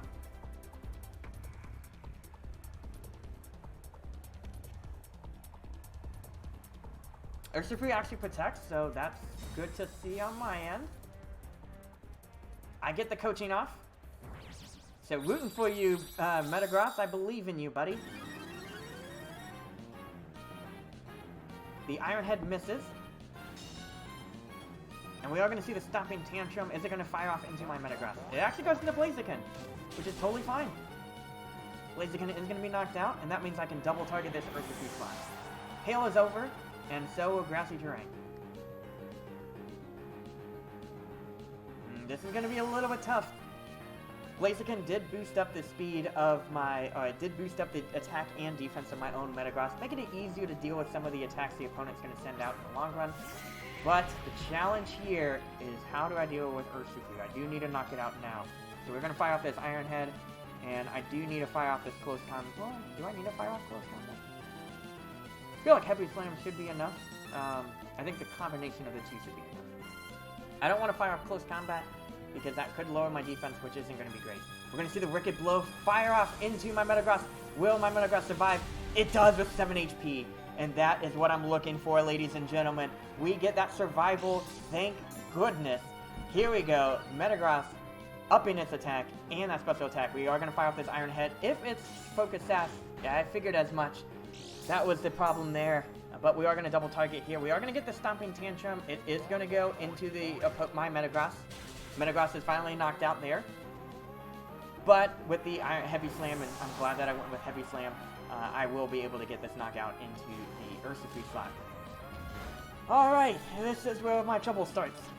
Because I do get the Chilling Neigh. Chilling Neigh gives me a +1 attack, but Metagross did use a lot of Max Steel Spikes. And so, hang on, that puts Metagross at +2 defense? Yeah. That makes it easier to survive the high horsepowers. It could have its own weakness policy. And if I don't knock it out in one turn, we're in trouble. No other move really does enough. So I will have to use this. I think I am going to be in the game set match here. We're going to see the Time-Stopping Tantrum. Metagross trying not to miss any attack. That kind of helps, because I get to survive a little bit better. Weakness policy, as expected. Metagross can fire off this Meteor Mash and try to get this knockout here next turn. But barring a critical hit, I don't know if I got it. We get the Meteor Mash. It does connect. Can I survive +2? Unfortunate there. And Glacier is knocked out. So, while the pieces to the puzzle were close, we were very close to that one. I think we just ignored Metagross way too early. Dealing with the Rillaboom was a little bit tougher. Yeah, I'm trying to think other ways we could have played around that. Zapdos would have knocked out anyway, so if I used Ally Switch. Knocking out Zapdos was helpful. I could have Thunderbolted the Metagross. That might have been one way to deal with it. But yeah, those defensives and special defensive boosts were pretty tough to deal with. Excuse me. So, Metagross being a good game. Absolutely, it was a great game. My opponent played well there. Metagross being a great weakness policy Pokemon. One I use on my team too. Woo, but that was a tricky one. I might need to rewatch that battle. Because I don't know, on top of my head, I don't know how I could have played that differently. Yeah, I think it just goes back to team building. Alrighty, so looks like we have Metagross again. Hey, the first time we actually see Spectrier, the Ghost Horse Pokemon. I think what we can do, actually, and I think we can show this mode off a little bit. We can lead with Glacier and Metagross. I like Melodic, I just don't like it against Rillaboom. But if Rillaboom leads out first, then I feel we will have a good shot against it. Rillaboom, Metagross lead, what would happen? Rillaboom would use Fake Out. We could protect that turn to get our speed boost. I could switch out. Yeah, there are definitely a couple different ways to play that. Alright. I don't know if I feel confident with Cappuccini. I'm gonna try Blaziken Glacier. I'll try Porygon 2 and I'll try Metagross. I like Melodic, but really if I had better ways to deal with Rillaboom, and I'm kind of thinking I like Togekiss a lot. I think I need to bring Togekiss back. Togekiss was super helpful in the previous format. The Melodic, I mean, because Togekiss doesn't mind Intimidate, it might not, yeah, and it can actually switch into Incineroar decently well. I don't necessarily need the competitive to punish. So we actually see Duraludon and Spectrier versus Blaziken and Glacier. So the horses are going at it. Duraludon's interesting. It has high defenses. I will be able to survive some of these special defensive moves. I feel like I need to knock out the Duraludon pretty early. I am going to fire off this Max Quake into it. Don't know if that's going to be enough to knock it out. But you know what? Let's see and let's make it happen. We're going to see the Dynamax. Curious to see if this is going to be the Spectrier. Hopefully it is. Because if it is Spectrier, that means I'm just going to negate the... Okay, so it is Duraludon. I'm not sure how I feel about this being the Dynamax. But we'll figure it out. We'll play around it. We'll make it work. Duraludon is going to Dynamax here. And I will match this Dynamax with my own Glacier. Challenge here is that Duraludon has these strong Max Fuel Spike attacks. But if I can use my special defense that I'm gaining thanks to the... oh, you know what? Grimmsnarl would be a big here. Light Screen would easily help to deal with a lot of the special attacks coming my way. We're going to see the Shadow Ball fire off into the Glacier. I take that decently well. And I fire off this coaching here, giving that motivation, that attack and special defense boost here. We're going to see the Max Steel Spike most likely going into the Glacier slot. I take that decently well. The opponent will negate my attack boost, but we're going to be getting a boost here momentarily with our special defense. I'm going to fire off this Max Quake into the Duraludon slot. Will it do enough damage? I don't know. It gets to half. It gets to half, which I'm okay with. Blaziken gets that special defense boost. Glacier gets that special defense boost. And Blaziken gets that speed boost. So we're looking good so far. I think the question here is, do I fire off one more? Say the answer is yes. Duraludon could also protect, but something tells me it's Assault Vest.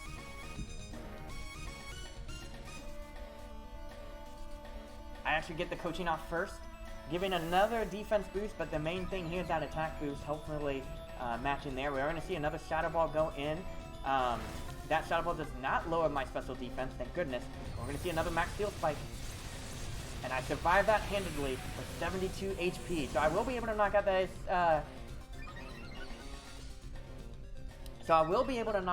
Duraludon with this Max Quake, which is great to see here. Here comes this Max Quake. Oh, not yet! Oh my goodness. But don't worry, guys. I have a way to deal with this. Not a big deal.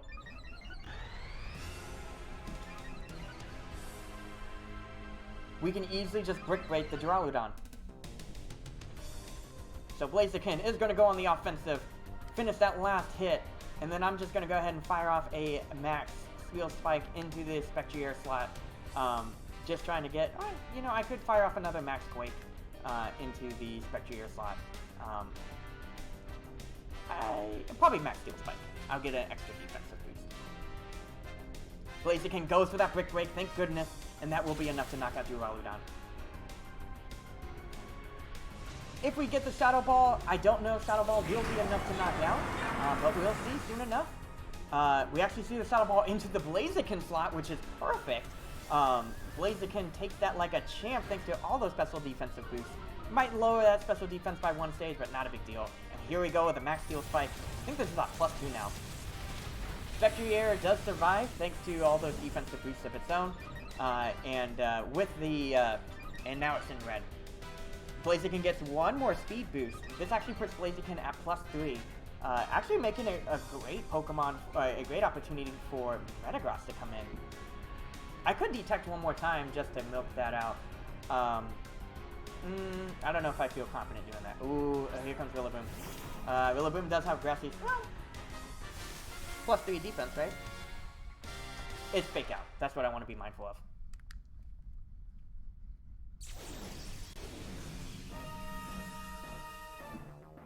Okay. So in this case, I'm going to go ahead and detect here. I'm going to go ahead and use Icicle Crash into the... No, I need to make sure I hit it. I'm going to use Heavy Slam into the Spectrier slot. Most likely it won't knock it out, but totally fine here. We get the Detect off. I think a couple turns ahead. We do get the Fake Out. Glad I decided to protect Blaziken there. We're going to get the Shadow Ball. It is going to fire off into the Glacier. Probably is going to be enough to knock out. I survived! Wow! Glacier, let's go! Oh my goodness, all those special defensive boosts coming in clutch, and Glacier gets another special attack, physical attack boost. There it is, Apollo, are you seeing this? This is the power of positive reinforcement, thanks to coaching Blaziken, and your opponent is learning firsthand of how detrimental this is. Oh my goodness. And we can just bring in Metagross here. I'll just use Baton Pass to bring Metagross in. Blaziken can handily survive a Glassy Glide or any of the priority moves coming our way. The opponent actually negates that with their own Tapu Fini, which is great to see. We are going live with this coaching Blaziken. In this case, I'm going ahead and, yeah, let's check out a look at all these boosts. 1 in defense, 4 in speed, and 1 in special defense. So looking great here to survive a lot of attacks. Blaziken, I'm going to go ahead and let you go ahead and switch out. And if I do get a hit, I am going to try to knock out this Rillaboom here with this Icicle Crash. Blaziken is going to use this Baton Pass, making it easier for Metagross to survive so many of these attacks, and just being the pinch hitter at the end of it. Metagross the Triumphant, coming in from Pokemon Coliseum. And we're going to see the Muddy Water here. Muddy Water isn't going to do too much on either. Well, it will knock out Glacier. It doesn't! Oh my goodness, I survive. We get the Stopping Tantrum into the Metagross, which is exactly what I'm looking for, because that activates my own weakness policy, and Metagross is now at +3 attack. Rillaboom does lose its HP, but I don't care, because here comes Icicle Crash.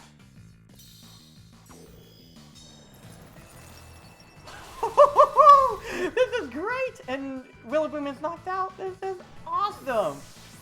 And Chilling Neigh activates, bumping up my attack even further. Oh my goodness, Tapu Lele, or Tapu Fini rather, has to deal with so much offensive pressure. I'm just going to use Iron Head in case I flinch it. And yeah, I mean, I'll just use Heavy Slam. Metagross goes in for the Iron Head at +3. No berries activated. We are going to see the Muddy Water, but it doesn't matter at this point. Metagross handedly takes that. Glacier is going to be knocked out here. There you go, the power of that coaching. Just surviving all of those attacks in Tapu Fini. It's game, set, and match. Tapu Fini really doesn't have a choice here, and I'm just going to bring in Blaziken just to... it was incredible. All of these boosts just coming into play, and the opponent... Like, Glacier was surviving. Like, I thought it was going to get knocked out, and it was surviving with the Assault Vest and the coaching boost and everything. So, you know what? I'm just going to give Metagross another pep talk. And the battle was canceled. There it is. Woo! There you go. Wow, Apollo, this team. People are sleeping on Speed Boost coaching Blaziken, but it's so good. Wow. And just being able to play it that way of just like, you know what? Blaziken's done its job. Baton pass. And that was so nice of like Duraludon barely survived. It's like, you know what? That's okay. I'll knock it out. I'll knock it out myself. Oh my goodness, all these yeah, Glacier really, I honestly thought it was going to be Spectrier, but Glacier, the defenses are incredible. It's a workhorse, and we were able to make it work. Oh man, we see the Garchomp here, but the opponent brings in some really bulky Pokemon, including their own Metagross. We got the Moltres, we got the Garchomp, we got the Mimikyu, and we got the Regieleki, so starting up early and pretty strong. Hey, no worries, Salam. Thank you so much for tuning in so far. It's been a blast playing so far. We've been having so much fun. Looking at this, the opponent really doesn't have a way to punish Glacier Blaziken. Blaziken can protect itself turn 1, and Glacier can start attacking, putting some damage on the board, etc. I don't really have a need to bring my Lodic in. I don't feel Tapu Fini is going to help out too much here. The opponent doesn't seem to be focused on status. So that does give Metagross and Porygon 2 an opportunity to make things work. So I feel like a very similar strategy to last time, just boosting up the opponent greatly with their, boosting myself up greatly with my stats. Hey, no worries at all, Apollo. Always appreciate the lurk. Thank you for tuning in, man. Hope homework goes well. Blaziken is coaching you on. He's cheering you on. He knows that you're going to do well in your studies. That's what it is, the coaching. Here, ooh, I'm digging the fresh cut. And we're going to see Regieleki and Moltres lead off versus Blaziken and Glacier. So, interesting lead so far. I feel like I can knock out Regieleki pretty handedly early on. So I am going to detect. Let me see the opponent's Pokemon. Besides, yeah, the opponent cannot switch into anything else if it decides to switch out Regieleki. There's no way to survive. Like, Max Quake is going to do some good damage here. So I am going to go ahead and Dynamax first. The opponent does not Dynamax, so I believe they aren't, just because it's based on speed. Moltres most likely is going to be setting up Nasty Plot, but if I am able to fire off by coaching next turn, I should be able to survive a +2 Nasty Plot here. So we're going to see the Detect coming in for my own Blaziken. I might actually deal with a Fiery Wrath. Retro Love comes in, so that makes sense. We're going to be firing off these nasty plotted Fiery Wraths down the line, so Moltres becomes a big threat I need to deal with pretty early on. Moltres actually air slashes, which is great to see. I love to see that. And we're going to fire off this Max Quake. Speed does not bother me whatsoever. I am okay with that. And Regieleki is surviving with that Focus Sash, but not a big deal, because next turn I can just fire off and knock out Regieleki with a... I can knock out Regieleki with a Brick Break, and I can knock out Moltres with a Max Hailstorm. If Moltres decides to Dynamax, then it might be a different story. So I'm going to try and fire off this Brick Break. Most likely, I'm still not enough to outspeed the Regieleki, but not a big deal here. I'm not too worried. I'm not as worried. The special defense boost is going to be helpful in the long run. Regieleki does fire off the Electro Web, so Blaziken does take a decent amount of damage here. I do lower my speed, unfortunately, but Blaziken will get that back up. I will fire off this Brick Break, knocking out the Regieleki. Not having to deal with that in the long run is going to be helpful. And we're going to get some key knockouts here. We're going to see the Air Slash. Totally fine here. Blaziken has done its job, even if it gets knocked out. That's fine. Blaziken might have not been coaching through. But the Life Orb is perfect to see as I fire off this Max Hailstorm. Very strong attack here, and I'm already down with 2 knockouts. Moltres is knocked out, making it easier for Metagross to deal with in the long run. There was another idea I could have done, which was I could have baton passed at that time and had Metagross take the hit because the Hailstorm would have been enough to knock out the Regieleki, but not a big deal. I feel like we're still working well. Let's put in Porygon 2. Glacier is at -2 speed, but it really doesn't matter. And we have Garchomp coming into the fray here, and we're going to have... I wonder what the opponent is going to send out next. Metagross is going to come out. Interesting. So Metagross probably is going to be the weakness policy here. We're going to get the download and get that special attack boost. So I feel like I do have Garchomp's number. I am going to Ally Switch, and I am going to use...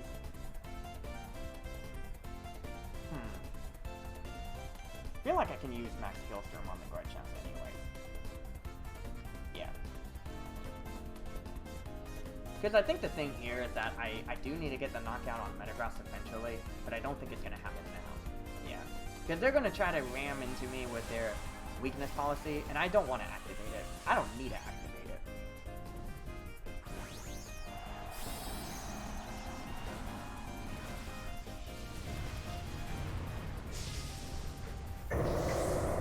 Metagross is going to Dynamax here. We get to fire off the Ally Switch, making it a little bit easier to deal with Metagross in the long run. It is possible that we're going to actually see a Bulldoze. So we can see the Iron Head, so we actually see Glacier switch places with the Garchomp actually trying to double down into the Porygon slot. So we actually did see the double down on the Porygon slot. So we're going to get the attack boost from the Metagross. But the question here is, will Metagross want to deal with both of these Pokemon coming at it? Able to knock out that Garchomp handedly, thanks to the Icicle Crash. That is great. Now we got to figure out, how do we get these knockouts in the long run? Metagross will be taking damage thanks to the Hail. I'll be taking damage thanks to the Hail. But yeah, +1, huh? Metagross being Metagross isn't as scary. I think my question here is, how do I want to... I don't want to ram into it and activate a weakness policy. So I am going to use Close Combat. I think I'm going to use... No, I'm going to use Ice Beam. No, I'm going to Recover.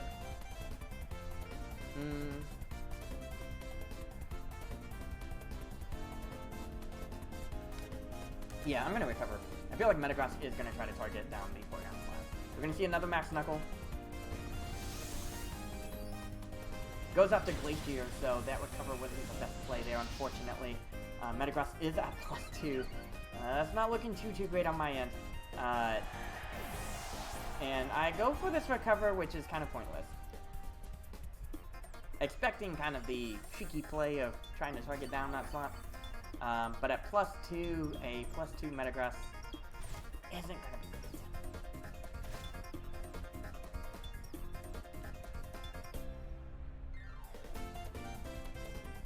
Right, so I am going to send out my own Metagross here. Yeah, none of my attacks are going to be very effective, but I just feel like I could Protect here. And then I could use Ice Beam to try to fish for this squeeze. I think I'm going to do that. Because if this Metagross tries to do something cheeky like, hey, let me go for a Max Quake, I should be able to survive that. Alright, so we are going to get one more Max Knuckle. It goes into Porygon 2. I survive, thank goodness. So Apple, what is going on? Apple's asking, why am I using Porygon 2 over Dusk? That's a great question. So one thing, I do like Dusclops, and I actually, my favorite Eviolite Pokemon is actually Corsola. But the reason I chose Porygon 2 for this team in particular was the combination of Recover and Ally Switch. Granted, and also just the higher special attack. Granted, Porygon 2, Dusclops also has recovery thanks to Pain Split, but I felt in that case it would be most helpful in that regard. In this case, I'm just going to go ahead and hit the Recover button. We'll see what happens. I do fire off the Iron Head first, so I might get a flinch, which would be helpful. Not very effective. Metagross goes for the Brick Break onto the Porygon 2, and so that will be enough to knock out my own Porygon 2. So not a big deal there. I think that in the long run, that's fine. Ally Switch wouldn't have given me an extra turn, but honestly, if I can get some flinches off, we can make this work.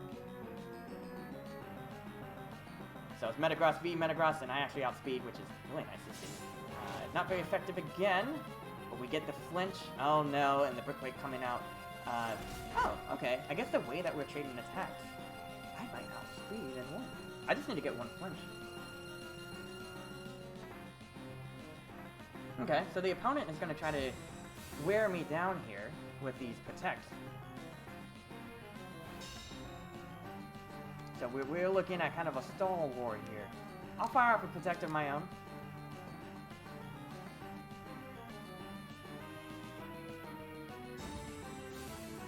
This is interesting. We're going to see the Brick Break come out. Alright, so this is an interesting conundrum. The opponent could... feel like I can fire off 2 Iron Heads in a row. I would be okay with that. Yeah, okay, cool. I'm glad I decided to use Iron Head. Metagross goes for that Brick Break. Ooh, we got 22 HP here. If I get 1 flinch, then I think we can do this. Metagross is going to protect, but I don't think that the protects are going to last the full game here.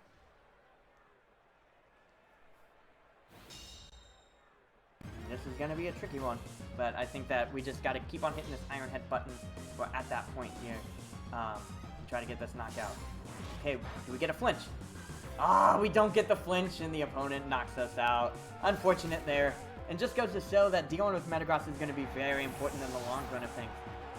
Kind of looking at this, I feel like Porygon 2's Ally Switch hasn't been as helpful for me. And I might have to win back my girl Corsola. Winning back Corsola is going to be interesting, because then it means that I do open up myself to potentially burning, if I want to use the burn shenanigans, right? That's essentially the idea behind that. Use the burn shenanigans, I can use Strength Sap, you're not going to lower your attack, but the idea behind it is I'm going to get all my HP back every single turn. I would have to choose, I had to change up Tapu Fini. I could change up Tapu Fini to Lele. Lele actually would boost Metagross, I wouldn't like that. Koko, ooh, Koko, I don't even need a Tapu, I could use Rillaboom. I'll think about it, maybe. Or, you know what, if it's the Metagross matchup, I might not feel as confident dealing with Fini, right? And so, if that's the case, I could use Fini still, and still have Corsola use Will-O-Wisp. It's just more of like, my team can kind of be against each other, which is something I need to be thankful of. But yeah, that's the main reason there is more for the special attack boost. One thing that Blaziken does as well is it allows it to do Baton Pass. So doing the Dynamax turns, if I get a lot of boosts, like special defense and speed and all that, I can actually give it to Porygon 2. I tried to do that against the Zapdos. I undersped it still. So it's less about the speed boost and more about the Dynamax attack. So we actually are going to have a very interesting team, including Nidoking, Landorus, Celesteela is a new one. I haven't seen Celesteela in quite some time. I feel like Corsola, actually now that I think about it, Corsola is actually going to be very helpful in the long run. I feel like in this case, I still feel confident with the Blaziken Glacier lead. I like Melodic actually. I feel like Melodic. I could win Melodic earlier, but I don't feel like you're going to lead with Landorus either. So I could bring in Blaziken Glacier. I could still use Coaching to give Glacier that plus attack, so negating the attack, the loss of the attack boost. I'll bring in Melodic. Do I like Metagross? What can Metagross do? Metagross helps deal with Nidoking. I get the...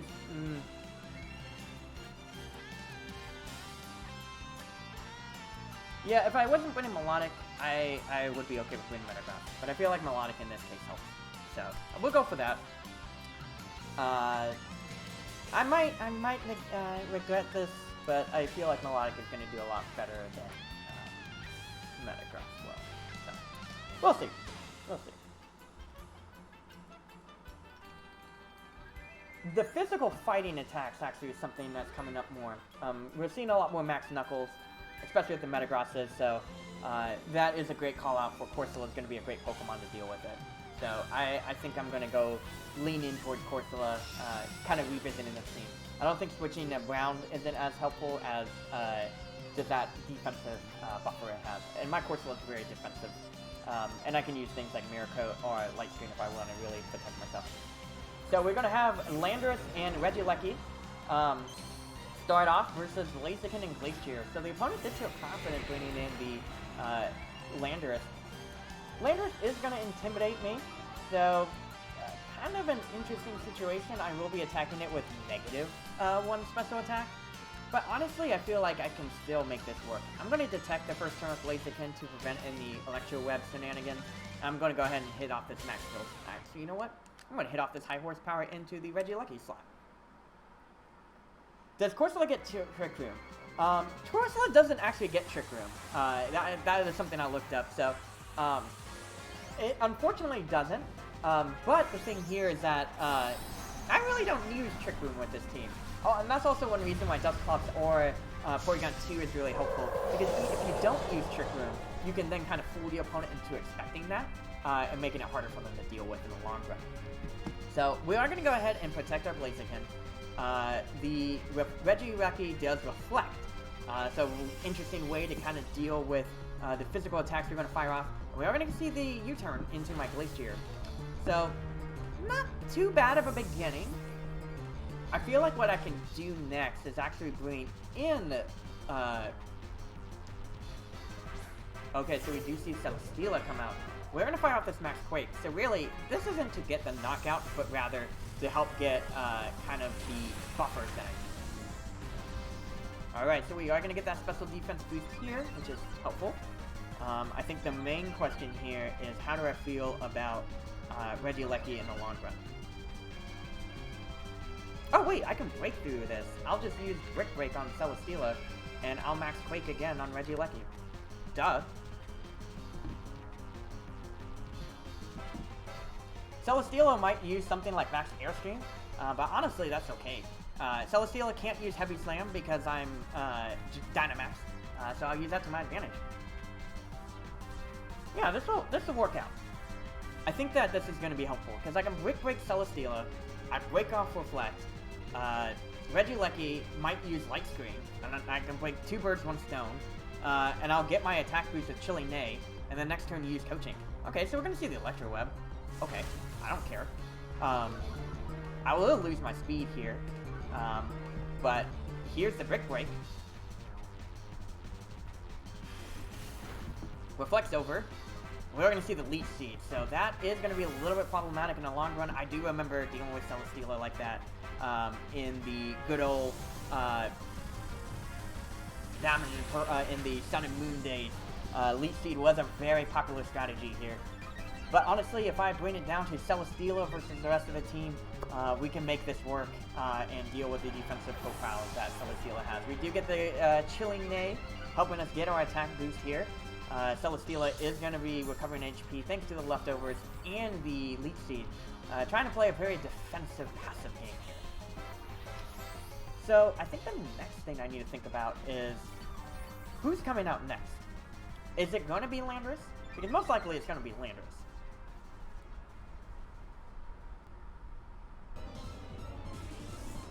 Alright, so Landorus is back.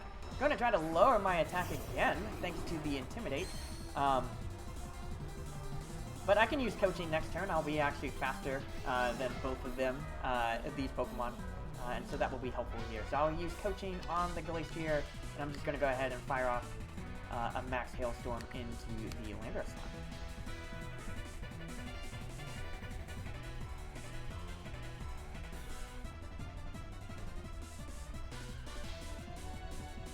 If Landorus decides to use U-turn again, I'm not too worried.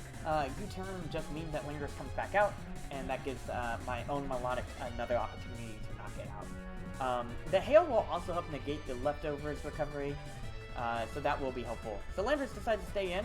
This is great. I will boost my attack happily, and I will boost my defense. And we are going to see the Earthquake. Not effective against Celesteela. Blaziken will be taking a decent amount of damage, and it does get knocked out here, unfortunately. But we will be firing off this really strong Max Airstream. We take that Flamethrower handedly, and we are going to fire off this Max Hailstorm. So able to knock out the Landorus, which is awesome to see. The opponent does have one more Pokemon they can use in the back, so we do need to be mindful of how to deal with their last Pokemon. Hail is up, Landorus is knocked out, and Chilling Neigh gives me +1 in attack.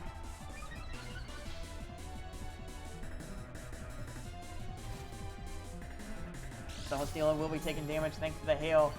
It will recover some of that HP, and I will also be losing some damage thanks to Elite Seed, unfortunately. So it will be a little bit tricky to deal with in the long run, but we can make this work. I feel like Porygon 2 is going to be helpful here. We can try the ally switches, things like that, and the opponent might be a little bit worried like, oh, is Trick Room coming up? It's like, nah, I don't have Trick Room. Don't worry about it.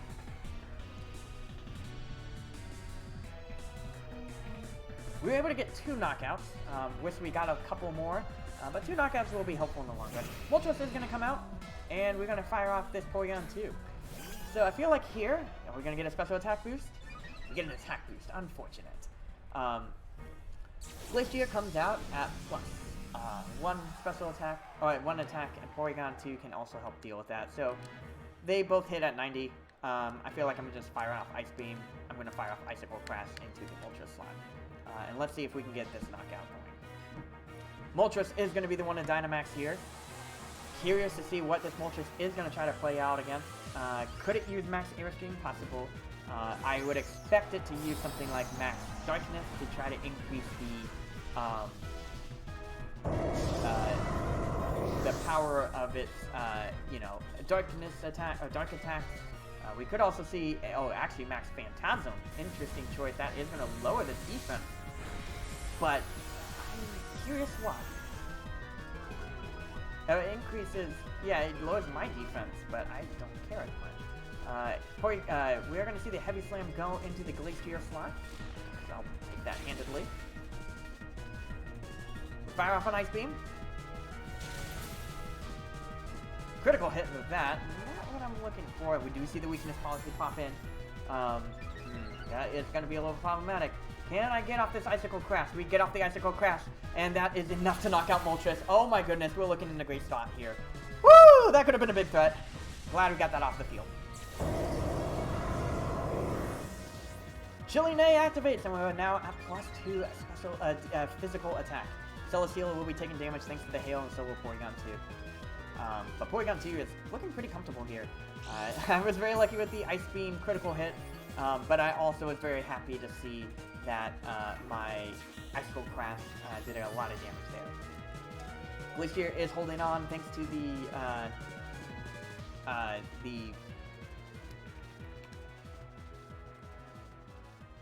Assault Vest, and also the fact that,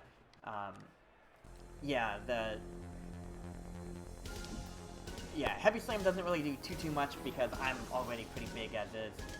So we are going to see the Heavy Slam. It is going to go into the Porygon 2. So ooh, that actually did too much. I wasn't a fan of that. Glacier is going to get this Icicle Crash off. I just want to see how much damage I can do. Oh, I'm able to almost knock out here. This is great. I probably will do that. Great. So it kind of is, Celesteela's put in a bind here, because it can only target down 1, and I can fire off a Thunderbolt easily. Glacier survives with 6 HP. Okay, Icicle Grass, and I'm going to fire off this Thunderbolt, and that should be enough to knock out Celesteela. Celesteela actually protects. Ooh, that's dangerous. Not the turn I wanted to see there. Oi! And that actually is going to be problematic. This doesn't count as Celesteela getting a knockout there, so we aren't going to see a beast boost. Porygon 2 will be taking damage thanks to the hail. So it is Milotic versus Celesteela. I think it's just the problem is just like, if Leech Seed gets on every single Pokemon, that's going to be the issue. Smart on the opponent to try to win this back. I actually did use a Celesteela myself. I used Assault Vest actually. But it just shows the power of the Leech Seed and how strong it can be. Alrighty, we got Milotic and we got Porygon 2. This is going to be a tricky one. I could go with Ice Beam for a chance of freezing. I feel like that's going to be helpful. I can recover, but do I underspeed? Or yeah, I think I outspeed. I think I outspeed. So I am going to use Recover.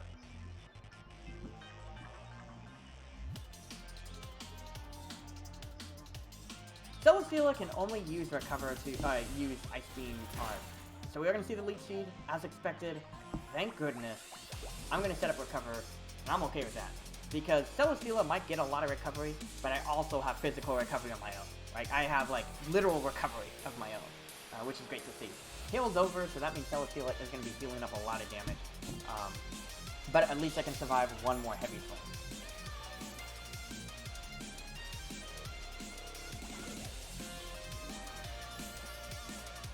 This opponent's playing the long game for sure. That is going to be a little bit tricky here. But I think what I'm going to do is I'm going to Ice Beam, and I think I'm going to hit the recover button one more time. Yeah, I could. If I hit recover one more time, I get all my HP. I really want to craft this Thunderbolt into it. But I also see a Protect right now. Okay, so there was no Protect, unfortunately. But it could have been a Heavy Slam. Yeah, I think between the two, I should be okay. Okay, cool.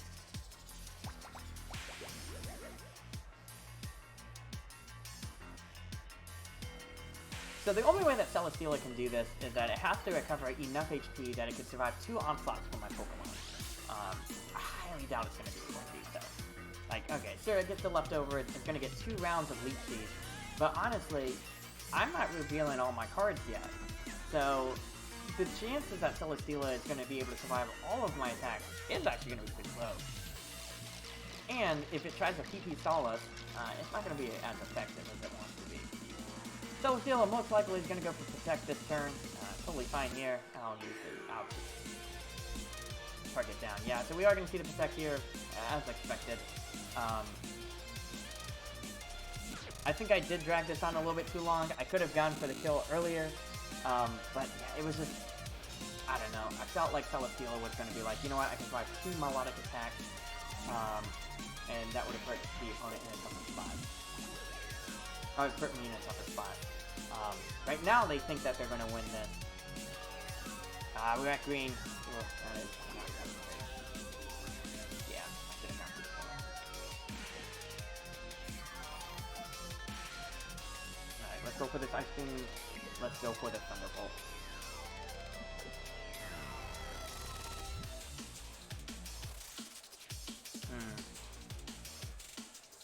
Alright, we're going to fire off this Ice Beam. Does a decent amount. We're going to get the Heavy Slam, that's what I was worried about, into the Melodic. That actually is helpful. Because now I get that knockout. There we go! Woo-wee! Preventing the inevitable for sure. But that was kind of the thing too. The opponent actually didn't pop my berry. That would have been, proc the berry. That would have also been something that would have been a threat. And also I'd recover my own Melodic. So I think in the long run, it worked out. I might have been a little bit overly cautious at the end, but I'm glad that we made it work. Yeah, I'm curious to see the team. So we had Choice Spec Tapu Fini. Ooh, that would have hurt pretty strong attacks here. Dowsing Gleam, Moonvaso, spread, as well as just physical attacks. Or just like direct attacks. So interesting choice here to see the Choice Spec. Yeah, Nidoking. Ooh, that's cool. From Alola.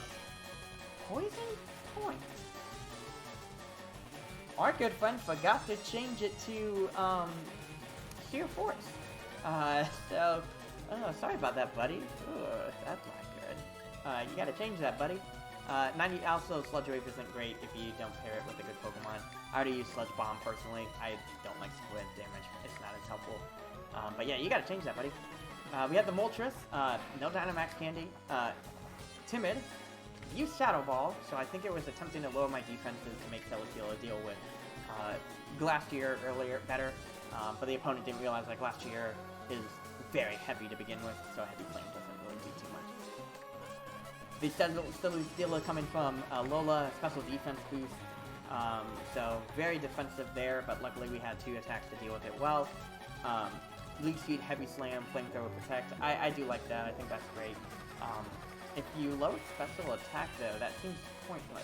I wasn't a fan of that, just because it lowers the output of your Flamethrower, which is one of your attacking moves. I personally would go for lowering your speed if you're going to build out.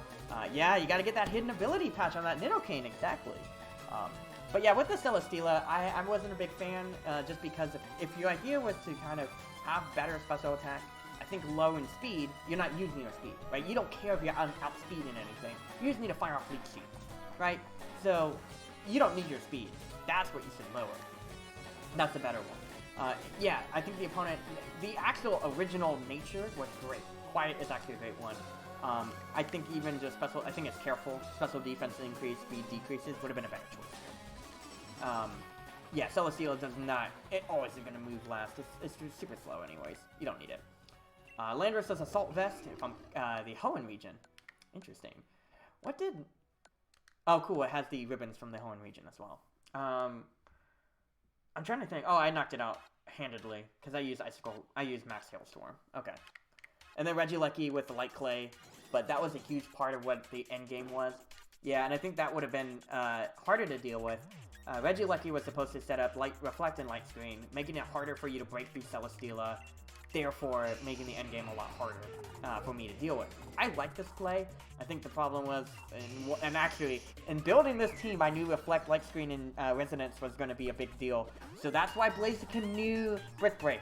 There was a reason, and I'm glad I kept it. So I did prep for something like this to happen. So, overall, good team. I think that they were just... It depended on a lot about other things to happen. And it just didn't come to fruition. Yeah, this is going to be a climb for sure. This isn't going to be an easy cakewalk. 5-4. We are in a winning streak. We're winning record, but it's not as easy as like the other ones where I had a little bit more time to play. Like last season, for instance, I played the season before, and so it was a little bit easier. The legends make it a lot harder. I say. I think legendary Pokemon do make it a little bit harder to deal with. Ooh, this is a very interesting team. So we got Comfey, we have Tauros, we have Whimsicott, Crawdont, Tapu Koko, and Frostlass. I hope this guy lets us see what the team is, because I do see a couple things happening. Tauros could activate the Anger Point to become like +6 attack, which is incredible. We could also see the Crawdont get hit by the Comfey, utilizing the Giga Drain with Triage, or I could use Draining Kiss, but most likely the Giga Drain. Tapu Koko also supports with Electric Terrain. I don't know what Tapu Koko is going to do. I think it's just going to be strong attack. Whimsicott probably is going to help Tapu Koko out speed things. Makes it a little bit harder for Blaziken to deal with because speed control is so immediate for my opponent, especially with the Whimsicott using Tailwind. I can get a knockout early on Whimsicott thanks to Max Hailstorm, but I like Blaziken. I could use Blaziken in every match actually, but I don't know.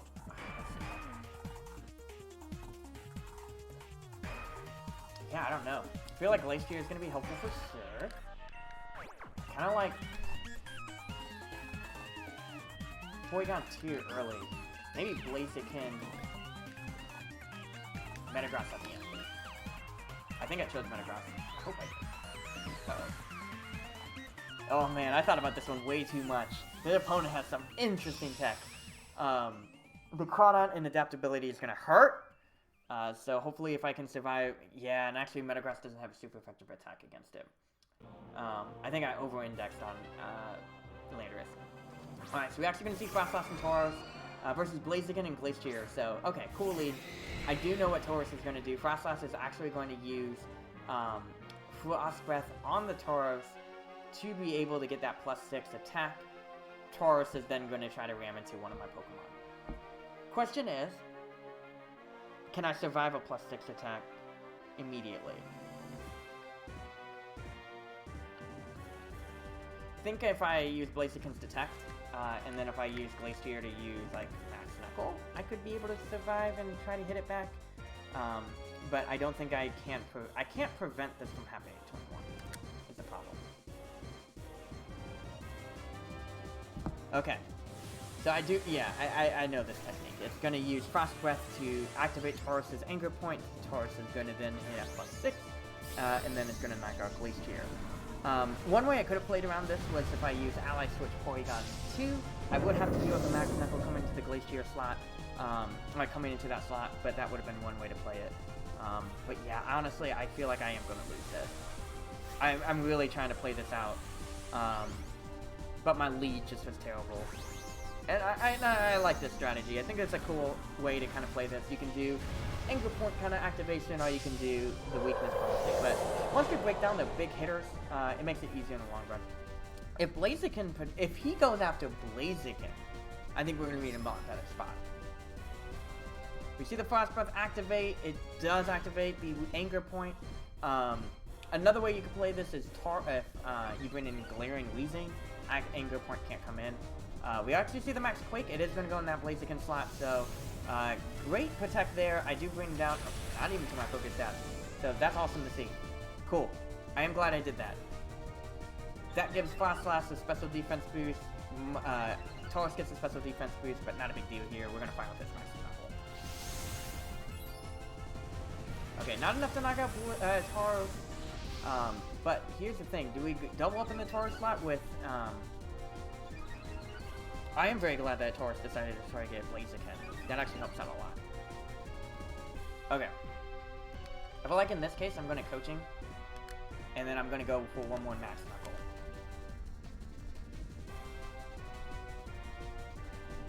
Oh, dang it. Frostlass will be on the tech of the ally switch. We are going to get it at +2, which is helpful. I feel like in next turn, I have to go with Max Steel Spike regardless. So Tauros goes for Max Steel Spike into my Glacier Ice Drive, which is nice to see. Yeah, this is a little bit problematic, because now if I at least attacked the Frostlass, that would have been helpful. I'm going to try Coaching one more time, giving me that plus, and I'm just going to go for Max Steel Spike into the Tauros slot. Alright, it does ally switch again, totally fine here. Yeah, +6 Tauros is not fun to deal with. But hopefully at +2 I can make this work. You're gonna see the Steel Spike one more time, cannot survive one more. I'm not able to, that's not great.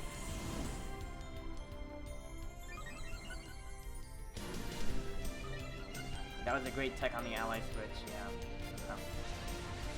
What happens when you don't really, you gotta learn about these new Pokemon, and Frostlass has a great opportunity here. We did get the speed boost up, so Blaziken is looking good on that speed. This is a little bit tricky.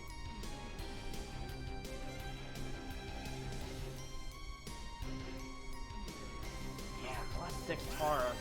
I'm gonna ignore that. I get my special attack, which is nice.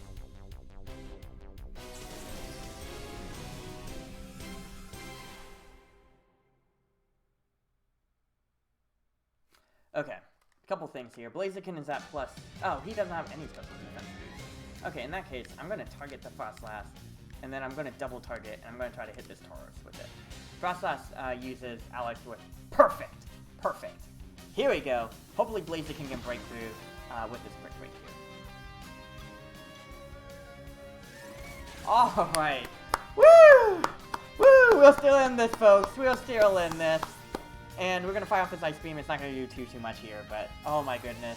We are still in this. Thank goodness we predicted that Ally Switch. First Body disables my Ice Beam. Ooh, interesting. This is a really cool team. I like it. I like this team a lot. I think we're going to have to build this up.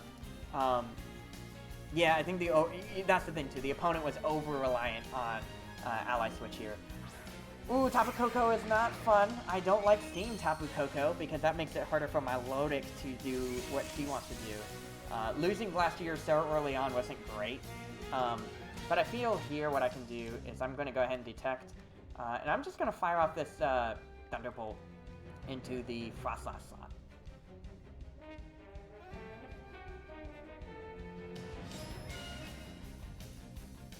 Tapu Koko does set up Substitute, so that's not great.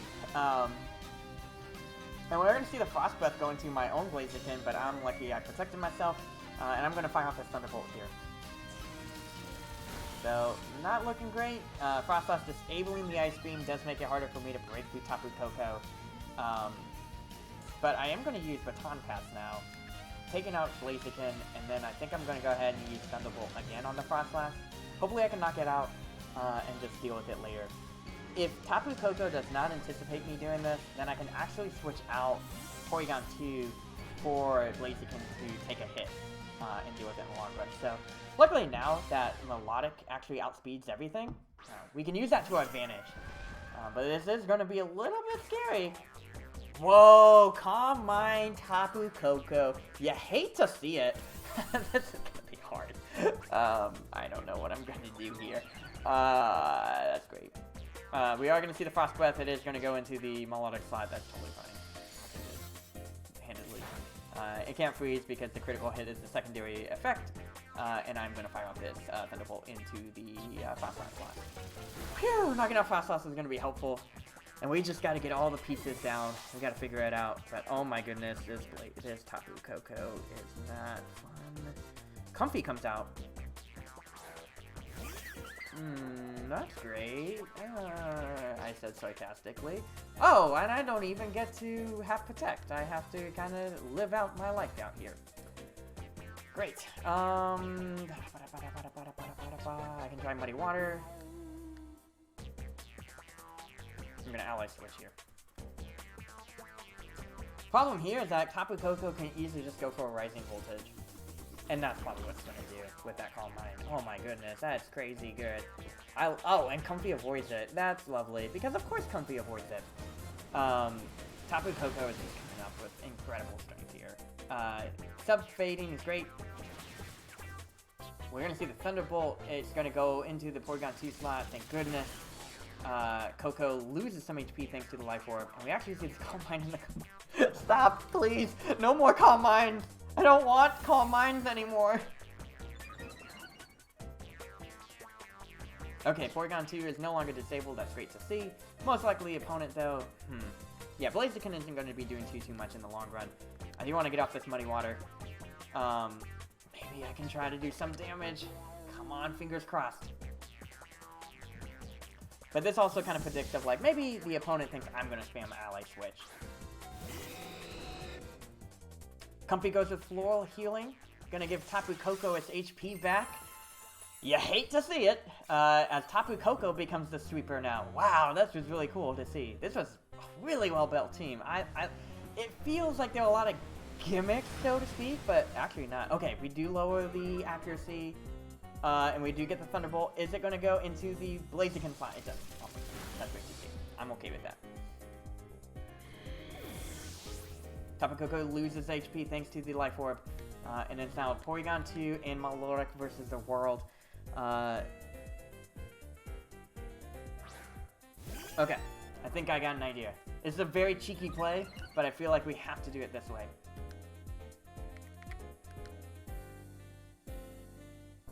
We're gonna double target in the Tapu Koko slot using double Ice Beam. If we get a freeze, that might be enough. Comfey does use that Floral Healing as anticipated. Tapu Koko might predict the Ally Switch here, but if that's the case, then I do get one more chance to use an Ice Beam. So I do fire off this Ice Beam. I get to go first. Do we get a freeze? Tapu Koko goes for that Thunderbolt. It is going to go for the Porygon 2. It is enough to knock me out, though. Okay. And it loses HP thanks to the Life Orb. Electric Train disappears, so that actually is helpful. And so that makes Tapu Koko's Thunderbolts a little bit weaker. But I gotta get this Ice Beam off. I think what the Tapu Koko is probably going to do next is Floral Healing, try to survive one Ice Beam, and then use Substitute. And if that's the case, then it is definitely game over, because then it can just fire off these Ice Beams from the Substitute. But dang, this Tapu Koko is so cool. I like this a lot. And because like I was so exhausted dealing with the Tauros, I didn't have enough tools to deal with this Tapu Koko. Koko actually goes for Thunderbolt. Oh, and that's enough to knock out. Yeah, who are we kidding? We get knocked out. Oh my goodness. Please let me see your team, because that was kind of cool. I like that. I like that a lot. I thought that was a really cool way to kind of change up what you would expect from Tapu Koko. Hit with that unexpected, and also support the opponent, support yourself. Ah, dang it! They didn't get to show us that. Okay. But Calm Mind, substitute Tapu Koko. Probably had Dazzling Gleam as well. Okay. Yeah, and then once, basically all I gotta do is just like, okay, what two types don't really work well against that? It's gonna be Ground, Steels, and Lightning Rod Pokemon. Deal with all of that and you're good to go. Alrighty, so it looks like our opponent also has a move for Quick Room with their own Glacier and Dusclops. Granted, they might not actually do it, just like my team doesn't do it. So that might be interesting to see. We also see the Dragapult and potential for a Weakness Policy Dynamax. We see the Tapu Fini, and we do see the Indeedee as well, helping kind of set up that Trick Room, and the Incineroar. So, actually, this team is Aaron Zane's team, so it's not anything new. And if that's the case, then Aaron Zane actually used a Assault Vest on his Glacier. I do remember that. Yeah, this is where Parasol would actually be helpful. Aaron Zane also decides not to use Trick Room at times. This team was built to help kind of deal with that. So, I think Blaziken will be helpful as well as maybe Melodic. Just to kind of not deal with the Incineroar. And then I'll bring in Glacier, and I'll bring in... Nice, that's awesome. Let me know what you decide to do, Salome. I'd love to check out what your team is. And then probably Blaziken. You know what? I don't feel like Blaziken's gonna be it. I feel like this is the one time that the coach has to sit out. I do know this team. This is not a new team, Carlos. Come on, this is Aaron Zane's team. It was one of the inspiration. It was a team I modified to fit this. But you could change it up. You could change some tech into it. So, not necessarily that you're going to use Aaron Zane's team exactly. And there are different ways to play it. I decided to be a little bit more flexible. I don't really need the speed. I just need the power. So we are going to see Dusclops and Tapu Fini lead off. Very interesting to see here. Versus the Melodic and Glacier. So, I'm digging this-ish. Tapu Fini actually sets up Misty Surge, so I don't have to deal with burns, which is nice. Dusclops is going to find out the items I have. I don't know. I do not know. If it sets up Trick Room, it wouldn't want to set up Trick Room. So I'm just going to fire off a Muddy Water. Let's see how much damage we do. I'm just going to Ice Cold Crash into the Dusclops slot. Fini sets up Calm Mind. Okay, so that's how you're going to... yeah, I do remember this. So you're going to play this game where you're going to try to set up Calm Mind. But I could max later. I fire off this Muddy Water, so this will be helpful in getting some damage off. Not too much. Accuracy drop is going to be helpful. And I get to fire off this Ice Cold Crash, so something tells me Dusclops went for a Trick Room.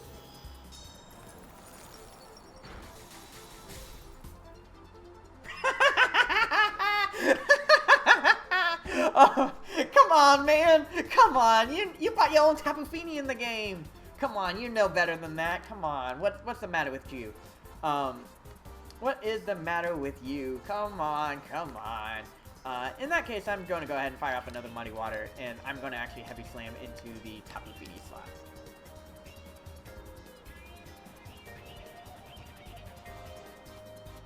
That was a wasted turn on your end, man. Alright, Dusclops is going to withdraw here, and we're going to see Incineroar. Thank you! This is great! I'm okay with this, because I really appreciate your you really don't know... you thought it was a plug-and-play team. It's not. That's totally fine. Glacier can lower its attack. Tapu Fini goes with this Dazzling Gleam. I'll take that handily with both Pokemon. Fini missing is totally fine because I don't mind hitting off this Incineroar. I almost knock it out. Incineroar pops the berry open. Totally fine here. And I will fire off with this Heavy Slam. Doing a decent amount of damage. Yeah, I feel like at this point, I don't need Glacier to Dynamax. I'll have Metagross Dynamax. I could use High Horsepower. Close Combat does knockout. Guaranteed knockout. I'll High Horsepower just in case, for some reason, Incineroar fakes out or decides to switch out or whatever. We can deal with it in different ways.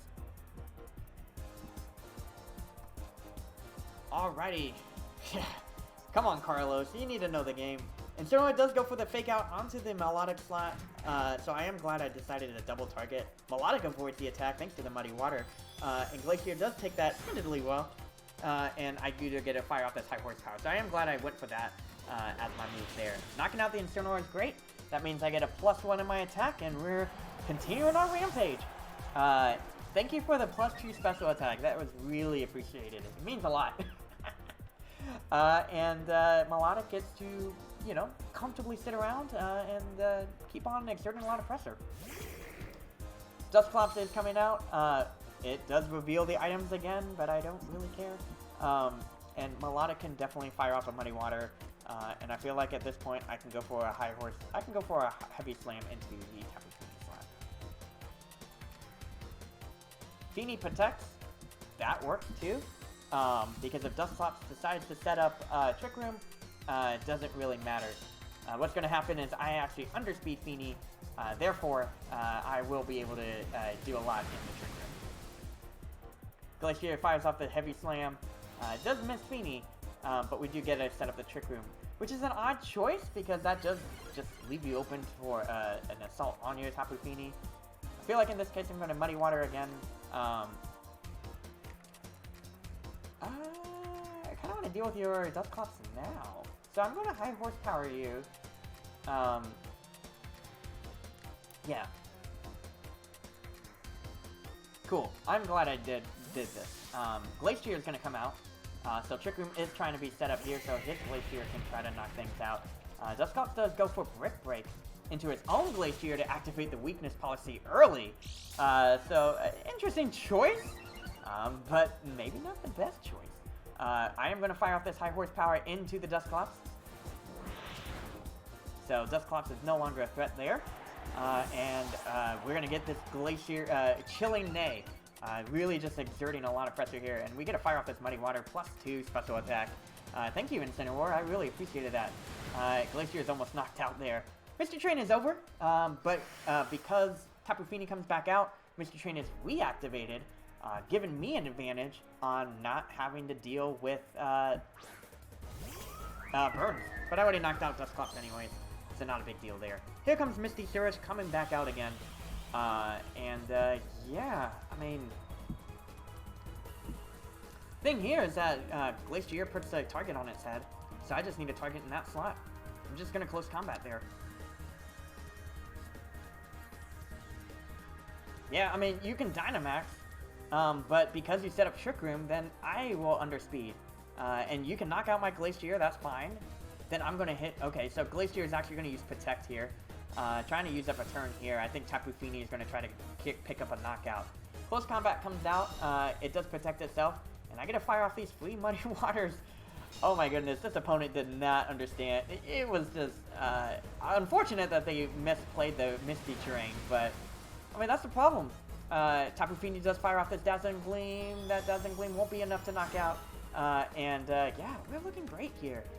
Just gonna fire off a Muddy Water. I'm gonna fire off a Close Combat, because you can't knock out both my Pokemon at once. And I feel very comfortable having Metagross end the game here. Alright, so Glacier is gonna Dynamax as a last resort, but honestly at this point, Glacier is not gonna be able to do anything. And it was really just the opponent not understanding the core usage of their team. Making it a little bit harder to deal with. Yeah, that was unfortunate. But yeah, that +2 special attack was great. We're going to see the Max Knuckle fire off into the Glacier slot. So the opponent's Glacier is looking pretty strong with these, I think it's at +3. Actually, it's going to be at +4. It's a critical hit on its own. If Muddy Water misses, that's the only problem. But I should be okay.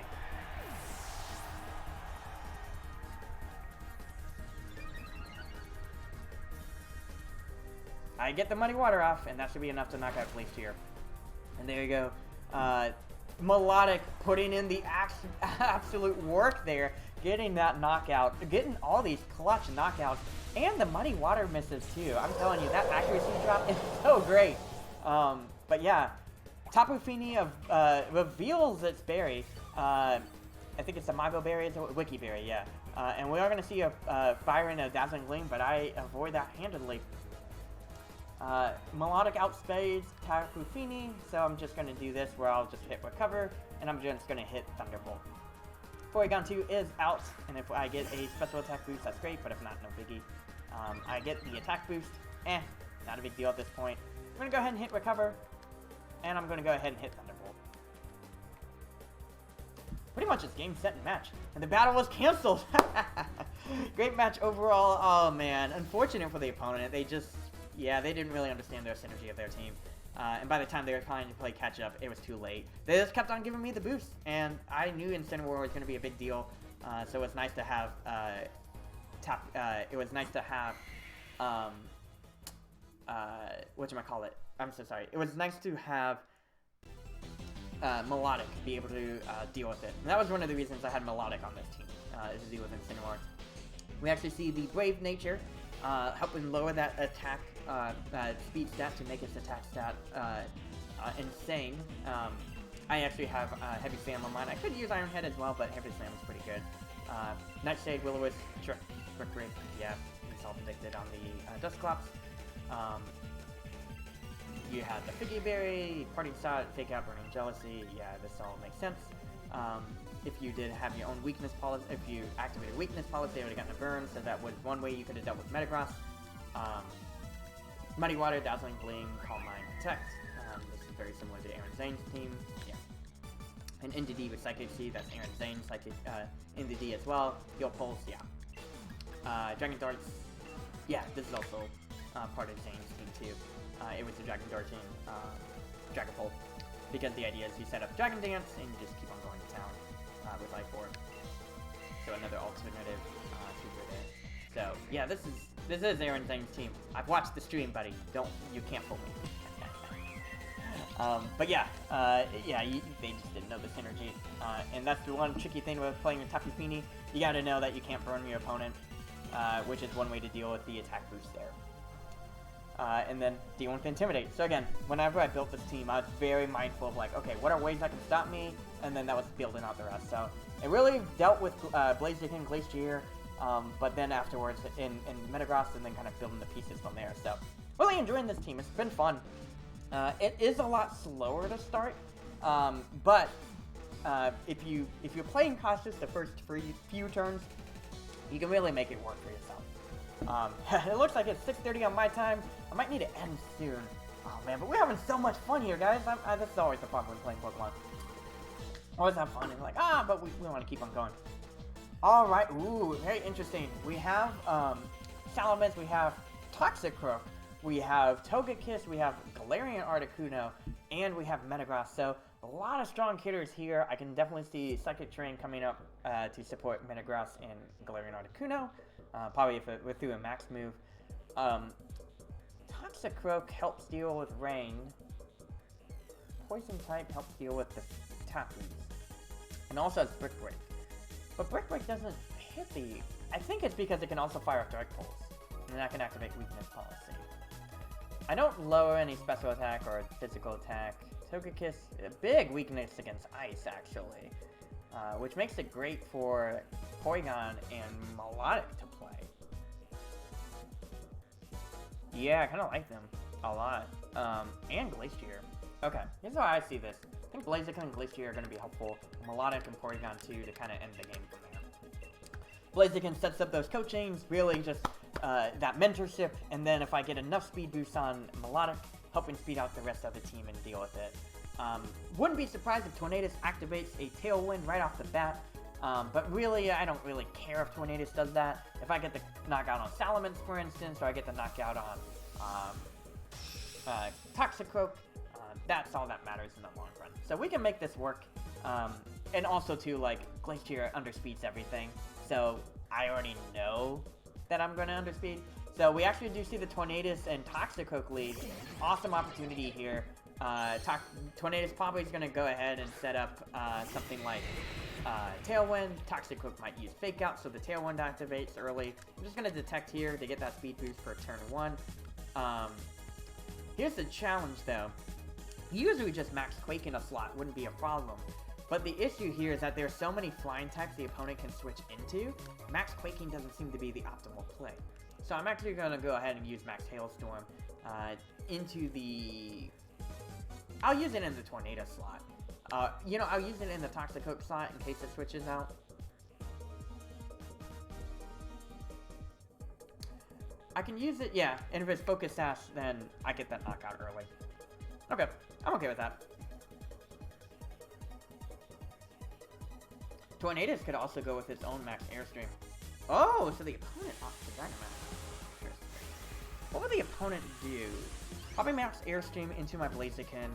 I don't care because I did protect myself this turn.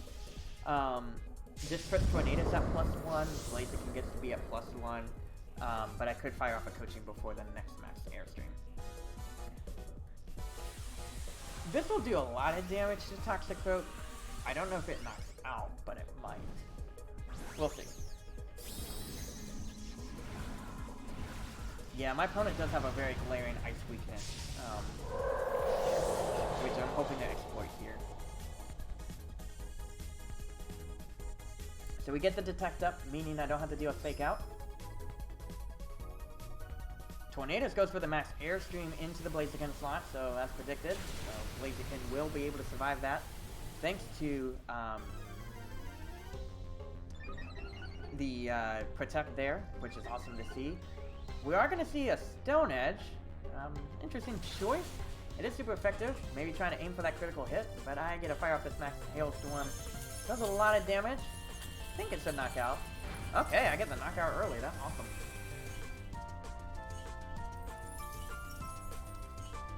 Toxicroak is knocked out. I don't have a Focus Sash anyways, so I'm not too, like, oh man, you know, no Focus Sash, not a big deal. But Tornadus being Dynamax actually makes things a lot easier.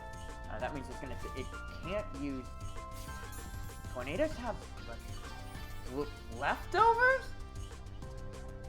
That's weird. Is this Tornadus really defensive? I don't want to leave it around for too long, but I don't feel like at this moment it's exerting a lot of pressure. Like, I don't care about the speed.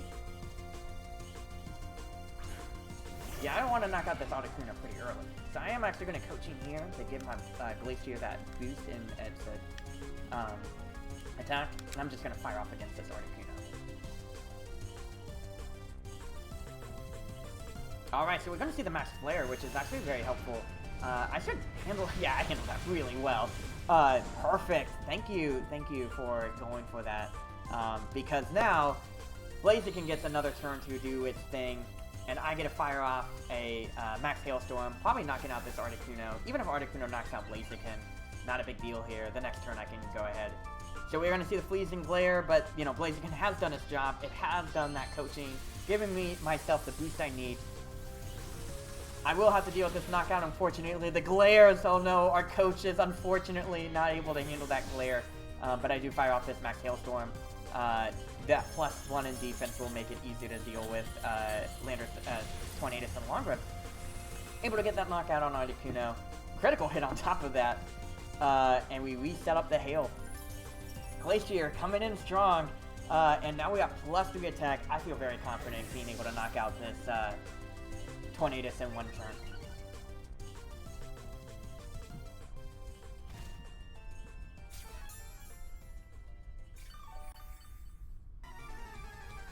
Alrighty. I feel like in this case we can go ahead and bring in Porygon 2.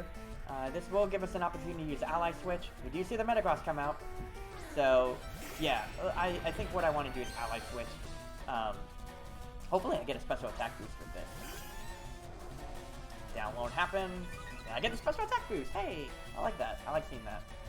I'm going to Ally Switch. And I'm going to go ahead and Max Hailstorm into the Tornado slot. And hopefully get this knockout here. Once this is done, Glacier has done its job. And, yeah, I think we'll be sitting pretty.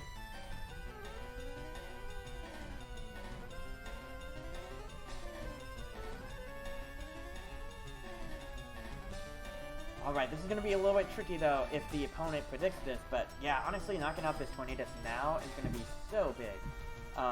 If the opponent predicts this, I mean, whatever. Alright, so we're going to fire off this Ally Switch. Let's see what happens here.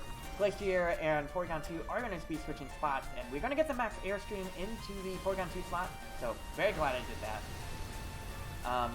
The Max Airstream will boost up Metagross's speed, but honestly, none of my Pokemon oversped it anyways. Metagross goes for Meteor Mash into the Porygon 2 slot, so great call out there. Porygon 2 survives. Oh, and perfect Life Orb. Great call out. Love to see that. We love to see that. Here comes Tornadus. It is going to be getting that knockout here, and that will be enough to knock out the Tornadus. Let's go. We knocked out that Dynamax Tornadus, which is the most oddest Pokemon to Dynamax. I wouldn't anticipate Tornadus to be the one, but you know what? I'm okay with that. Glacier's attack is going to rise, and Metagross is going to be taking damage thanks to the hail. Alright, so here's the question. Do we Ally Switch or not? My guess is no. I feel like I want to protect my Porygon 2 and use Recover, and then use High Horsepower into the Metagross slot. The opponent can try to predict I use Ally Switch again, and I feel like I need to play for the long game. The +1 in speed means nothing. Metagross does fire off the Meteor Mash. It is going to aim for the Porygon 2 slot, so great call out there and not Ally Switching. I could have lost my Glacier there, and Glacier gets to go fire off his High Horsepower. And that is enough to get that knockout. There it is, right there, that Chilling Neigh coming in clutch, and Blaziken, the coach that everyone looks for, that everyone adores, is such a champ right there. I say, you know, Blaziken is such a great coach. He's such a great mentor. Woo! Look at that. We're doing great. You guys think we should do one more? I think we can do one more. Let's do one more tonight, and I think I need to stream later throughout this week. But yo, we got that rage. Oh, if we get past Great Ball, that's the goal. Let's get past Great Ball and get to Ultra Ball, and then from there we can keep on going next time.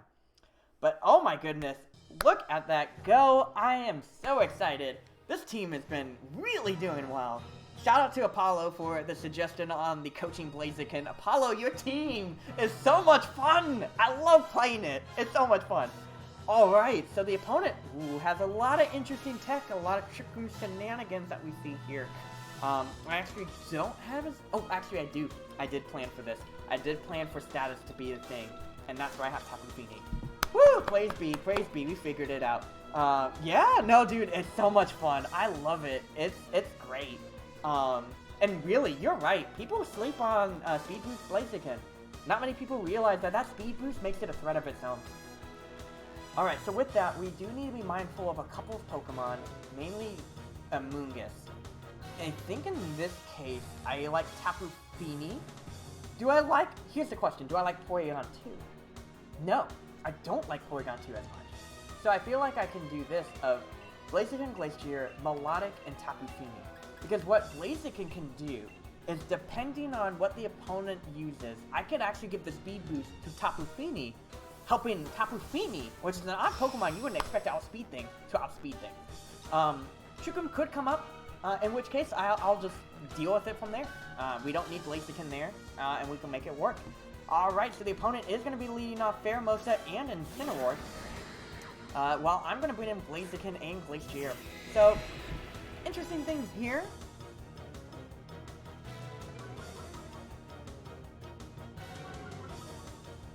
Incineroar could do something like Burning Jealousy. So I think what I want to do is I do want to set up Detect, give me my first turn Breathability, and I'm going to bring in Tapu Fini.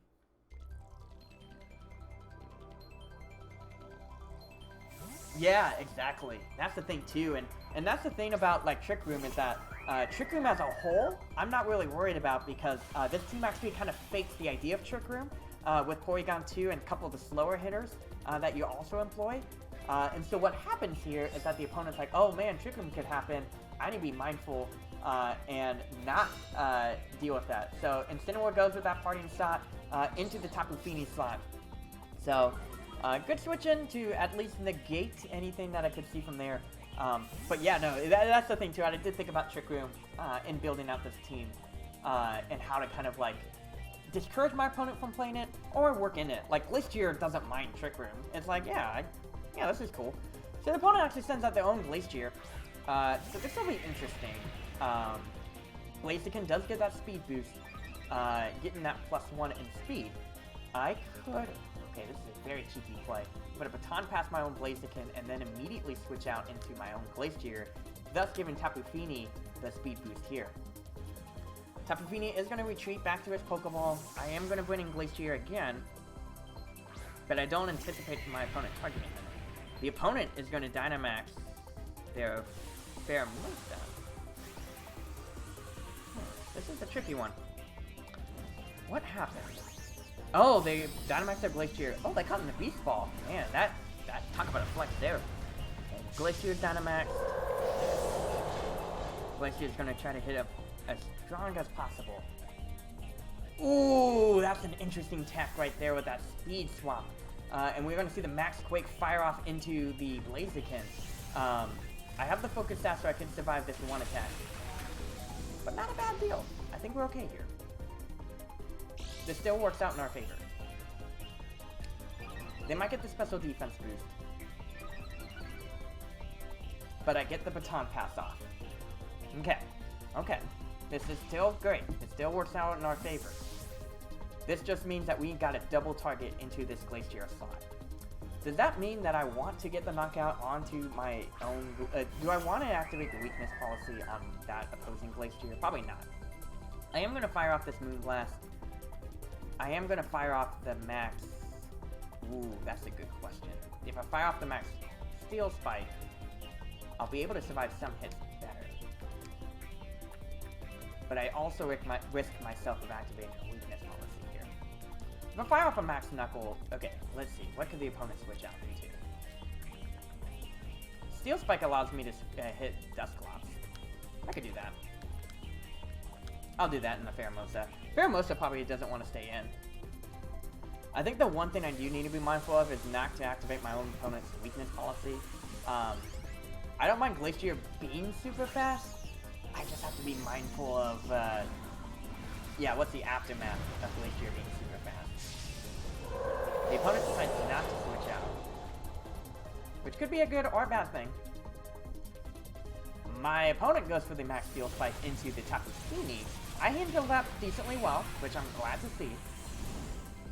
And remember, Glacier only has 2 more turns of Dynamax. I get all 3 of mine. I fire off the Moonblast, going to get some chip damage off. It doesn't do too much here. And we're going to fire off this Max Steel Spike into the Pheromosa slot. Pheromosa does survive with that Focus Sash, but that totally works for me. I'm okay with that. I get that defense boost, which is exactly what I'm looking for. And we do get the close combat. I handle that decently well. I take that hit. This is a little bit tricky. Feel like with Tapu Fini, I'm going to heal pulse my own Glacier, and I'm going to go ahead and fire off a Max Quake into the... No, I can fire off another Max Steel Spike. I think the opponent is over-indexing their own Glacier, and if I can use that to my advantage, I will. Perfect! Thank goodness for that Max Steel Spike firing into my Glacier, because now I get to fire off a Max Steel Spike right back at the Glacier later on. We're going to fire off this heal pulse, that's great. The baton pass really paying off in dividends, giving me all the healing early on, and we are going to fire off this Max Steel Spike into the Pheromosa slot.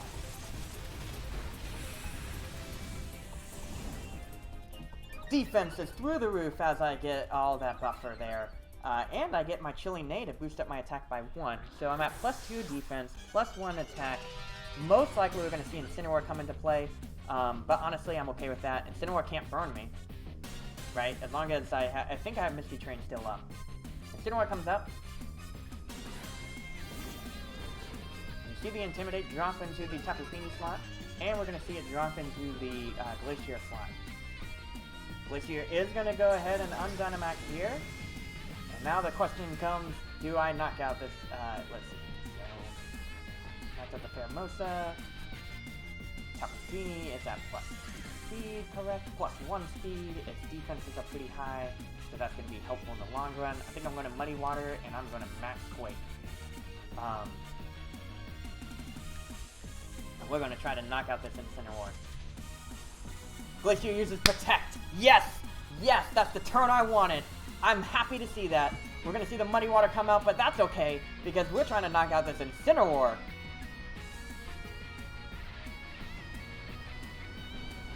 Incineroar takes a decent amount of damage.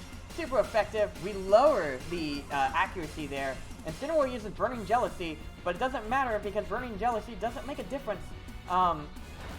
because, you know, I didn't boost up my attack or anything like that. We're gonna get this Max Quake into the Incineroar, and we got the knockout. Let's go! Let's go! We got that +1, and we're looking great! Yes, that's the turn I wanted to see.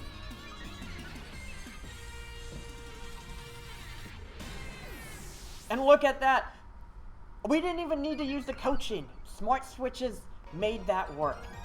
Tapu Fini gets to actually, it depends on what the opponent sends next.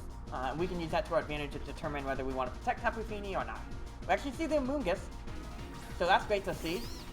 Their Glacier did not get any knockouts, and I get to fire off a free Icicle Crash here. Feel like I'm going to do that. I'm going to go ahead and protect with my own... you know what? What's Tapu Fini at? At +2 speed? Tapu Fini doesn't outspeed the Glacier anyway. It's the defense I do like, though. I'm going to protect here. I'm going to fire off the Icicle Crash into the Amoonguss slot. Let's see what happens.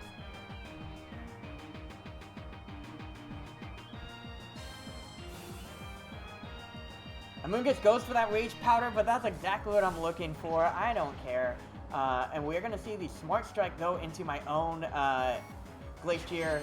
Not doing too much here. Super effective, but it's nice to not see an Icicle Crash, and Amoonguss avoids that attack, unfortunately. I think in this case, I'm just going to Heal Pulse. Oh no, I'm not going to Heal Pulse. Amoonguss would take that.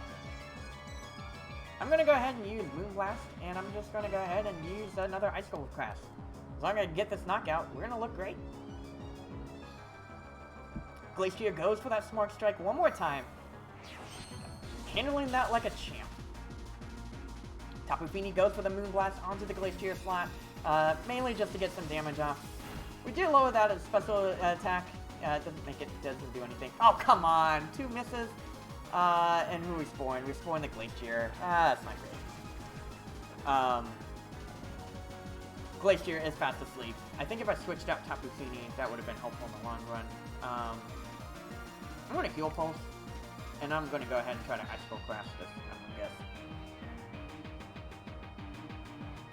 Cool. I survived, thank goodness, and I am going to fire off this Heal Pulse. We need to get some healing. There we go. Woo! That's going to make it so much easier to deal with. Glacier is fast asleep, but are we going to expect another Spore? We actually see the Giga Drain. I think that okay. I guess now, I guess I can protect again, and I'm going to try to use another Icicle Crash. Man, we gotta get this Icicle Crash off, you know what I'm saying? Tapu Fini is going to protect this turn. Smart Strike comes out. Thank goodness. Okay, that gives me another question. Hey, what is up, Sobble? How you doing? What is your question? Another myth? Oh, okay. Okay, Yache Berry. I'm okay with that.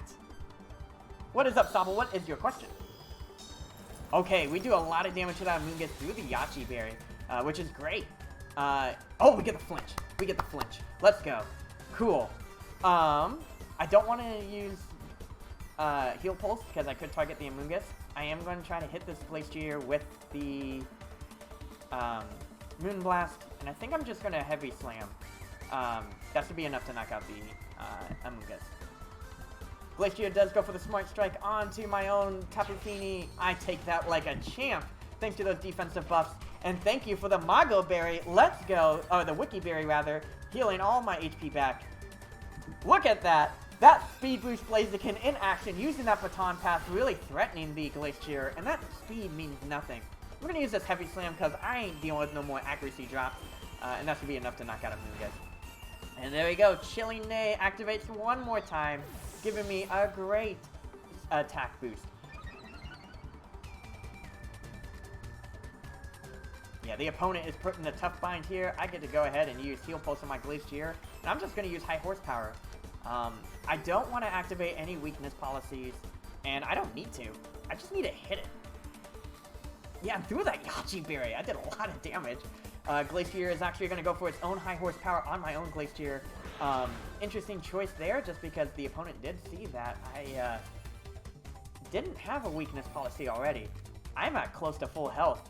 And that was another thing that I recognized this team had trouble with, was healing for the stall battles. So it was nice to kind of deal with that.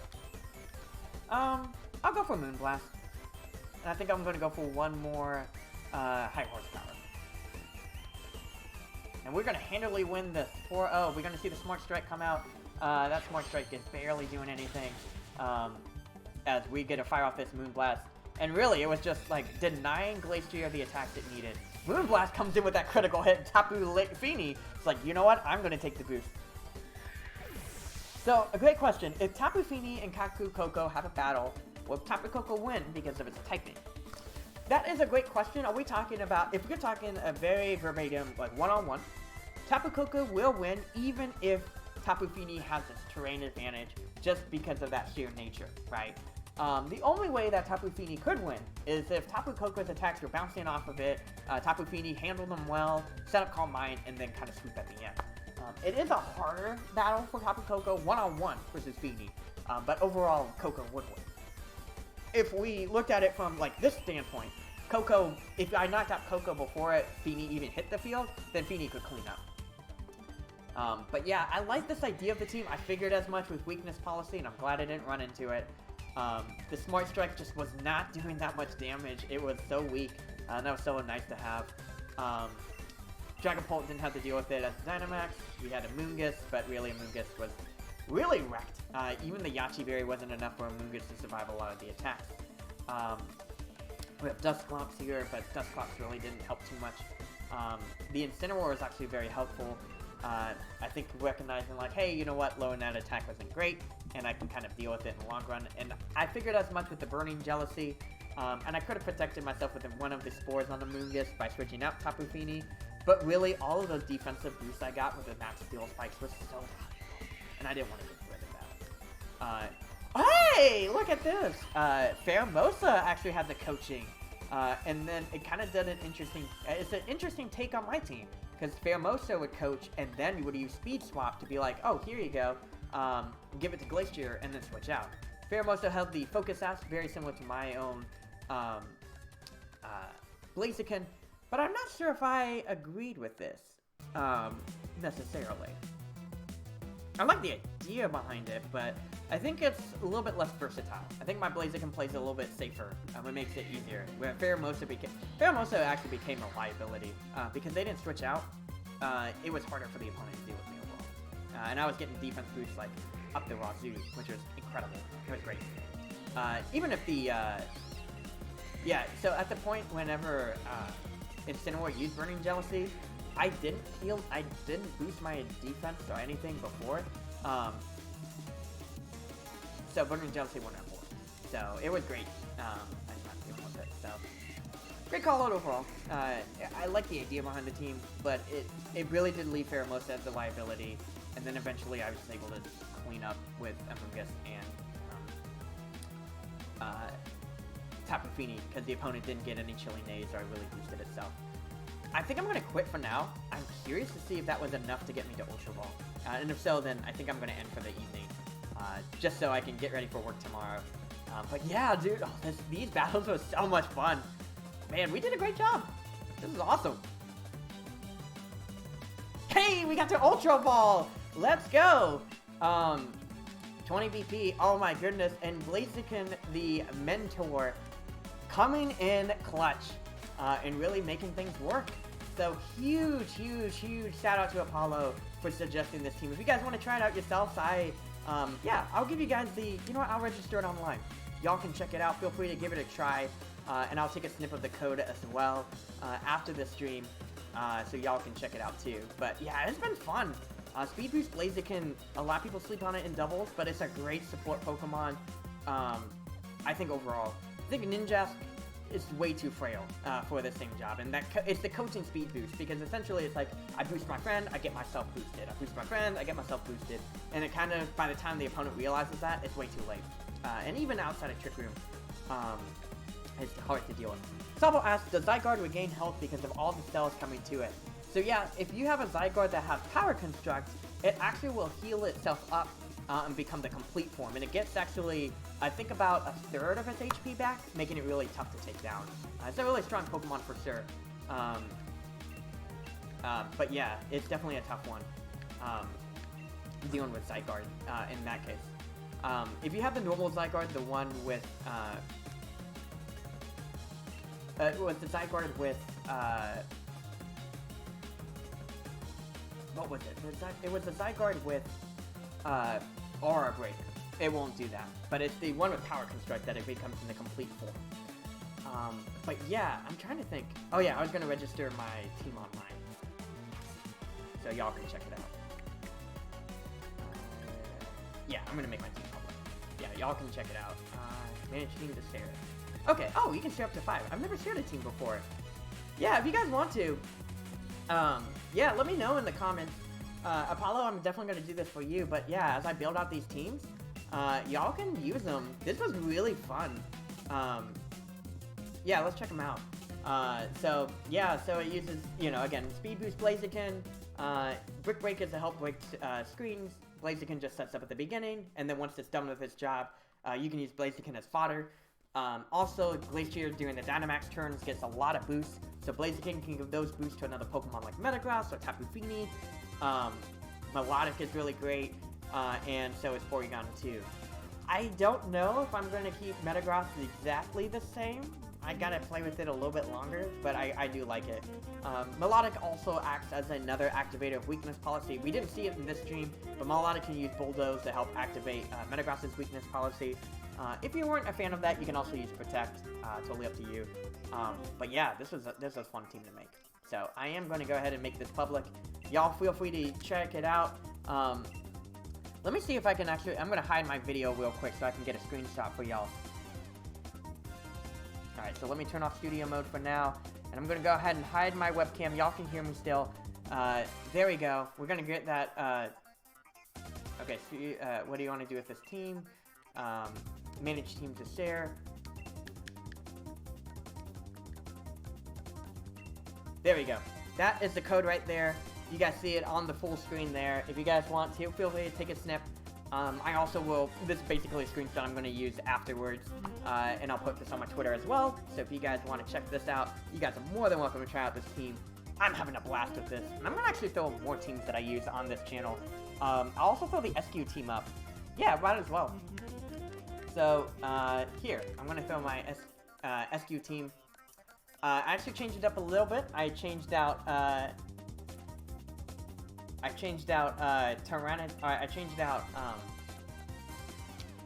two things on this team. Oh, let me bring out my camera back. My bad. So I changed two things on this team. One, I changed out the Corsola, so I actually have two Corsolas now. One's female, one's male. This male one, actually, I'm not going to share it yet. I need to test it out first before I do. So, if normal, so Sabo asked if Zacian got hit by a poison type move, what would happen? If normal Zacian got hit by a poison type move, it would be super effective. If Zacian was the Crown Shield version, or Crown Sword, Sword version, where it's Psychic, Steel and Fairy, no damage, because of its Steel type. Alrighty, folks. Man, I had an absolute blast playing. I hope you guys had fun too, hanging out here on the stream. Let's update our Elite card, because, like, yeah, I like going to the Battle Tower, it's great, from a sound perspective. But yeah, no, I like different music. I like different stadiums, so fun. So we're gonna go ahead and fly over, we're gonna change that real quick. Print that out. I think we can actually do plain backgrounds, which I might do. I like the plain backgrounds. They were really fun. Pop. Yeah, I'll try the Lotto ID. Yeah, whatever.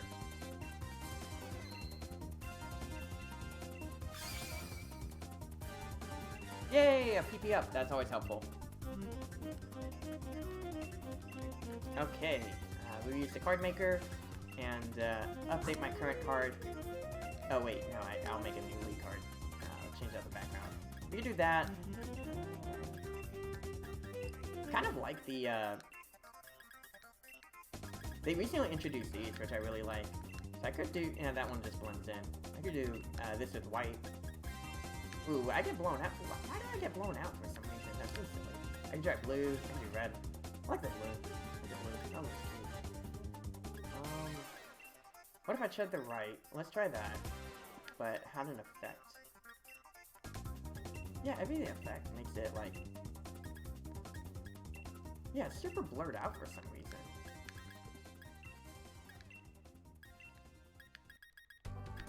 You know, there's some terrace. Ooh, that's kind of cool.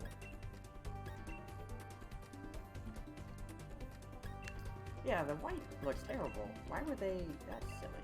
That's silly. Oh, that's cool. You kind of have the. Oh, that's. I like that. That's kind of cute. With a black background. Yeah, the black actually makes the effects pop out a little bit more. Hey, that's cool. So if Zamazenta was hit by a fairy type move, it would be super effective. Yes, it would. So if normal Zamazenta was hit, super effective. If the Crown Shield Zamazenta was hit, neutral, because it is steel fighting for that one. But yeah, now we're just messing around with these. Oh, that's cool. Okay. Oh my goodness, my trainer card's gonna be super cute and super cool at the same time. Yeah, we're gonna double it up. I could do the hearts. The fireworks are kind of cool. I'm not a big fan of. That would be cute for Halloween. If Halloween was still around, then you can be like, oh, I'm scared. That'd be kind of cool. I kind of like the lens flare. Oh my goodness, I could do the lens flare. Let me do this one. That's kind of cool. Oh, that has like a. Oh, okay, if you guys ever remember the movie theater Cinemark Studios, this has like a very Cinemark feel to it. I like this a lot. Okay, cool. We're gonna go with that, and I think I'm gonna change my pose. Let me go ahead and move the model a little bit. That's up and down. Rotate it a little bit. Kind of like that puffiness. It's kind of cool, like a smirk. I wish you can make that. You can do that. I don't think starry-eyed is what I want. Because the general smile is because it's like a very neutral face. But I don't want my eyes closed and I'm smiling. Come on! I'm not like evil determined. I like that. That has a little bit of mischievousness to it.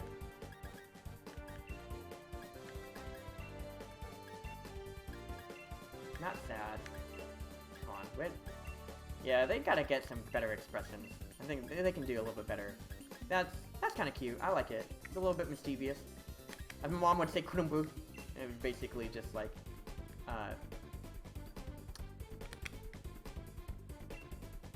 another word for like mischievous. Gotta do something like that. Put it right there. Let's see how we can rotate it. Ooh, there you go. Got a little determined face in there. Okay. Cool, let's see the pose. If we can change that up, it would look cool. Yeah, some of these poses are okay.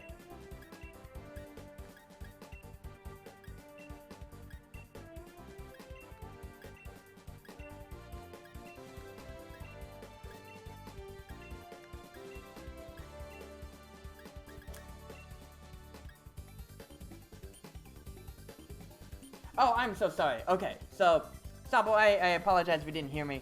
So, with the Zacian hit by a poison type move, would be super effective but not crowned. If it is the steel fairy one, it would be immune. If Zamazenta is hit by a fairy type move, if it's normal, the normal Zamazenta, it would be super effective. If it's fighting steel, the crown shield, it would be neutral. I'll also, okay, cool. You heard me that time. I was gonna hop in on the chat and say that. Gosh darn it. I kind of like this. This is kind of cool. I like that. That's fair. There you go. Yo, that's the move. That's the move. Okay. Yo, that's sick. Okay, cool. That looks good. That looks good. Has a very Cinemark feel to it. We'll do the matte coating, so it's kind of just plain. I wonder what other coating looks like. Nah, these coatings look terrible. I don't want that. We'll do the matte coating. Print it! Okay. Wait, what does the party look like? I know right now I'm just like, oh, I'm messing with the lead card, I don't need to.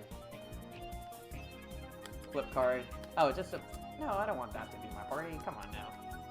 We'll do the original Galar, guys. We'll do the original Galar team. So that would be my All-Stars. That's Rillaboom. That's Orbeetle. That's Kaparaja. Grimmsnarl. Wait, that's not my normal Dragapult. I need Dragapult, and I need,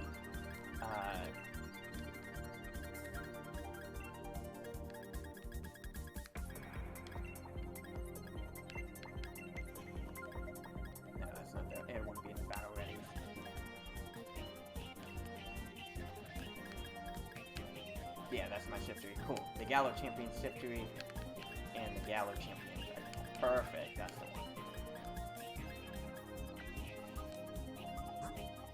Yeah, at this point, I'm just being silly. I'm just upset my card. There we go. Perfect. Cool. And there we go. Elite card is looking fresh and ready to rock. That's what I'm looking at. There you go. Oh wow, it's about to be 1 whole year since Sword and Shield came out on November 15th. We might have to do a special stream then. When is November 15th? I'll have to look at my calendar. Gosh darn it. November 15th is a Sunday. Hey, there you go. Okay, that works out perfectly. So your question was, if a Pokemon is a G-Max 1, will its power be increased? Great question. So a G-Max Pokemon or a Dynamax Pokemon don't increase in power. They only increase in their base HP, which doubles. One thing that also will increase is it's more of the attacks they use. So a G-Max Pokemon's attacks naturally are going to be stronger, just by the nature of it, they kind of do that. But they have different effects too. For instance, G-Max Drum Solo doesn't set up Max Overgrowth. It doesn't set up the grassy terrain, whereas Max Overgrowth does. G-Max Drum Solar for Rillaboom has a different effect, where it it basically acts like a Mold Breaker attack. It ignores abilities and it hits it. So with that, it really depends on what your team needs. Some Pokemon that can Gigantamax actually do better as Dynamax, but other Pokemon should use their Gigantamax for sure. It really, yeah, and again, it really depends on your team. Let me find an example of a Pokemon that can Gigantamax, but would rather use its Dynamax. Grimmsnarl would like its Dynamax. The Max Strike and the Special Defense drop doesn't help. Urshifu is a great example. Some people use its Dynamax, so it can use the G-Max 1 Blow or G-Max Surging Strikes to bypass, like, Max Guards. But that's not always required. Usually you're going to hit the opponent on their, you'd hit them on different ways.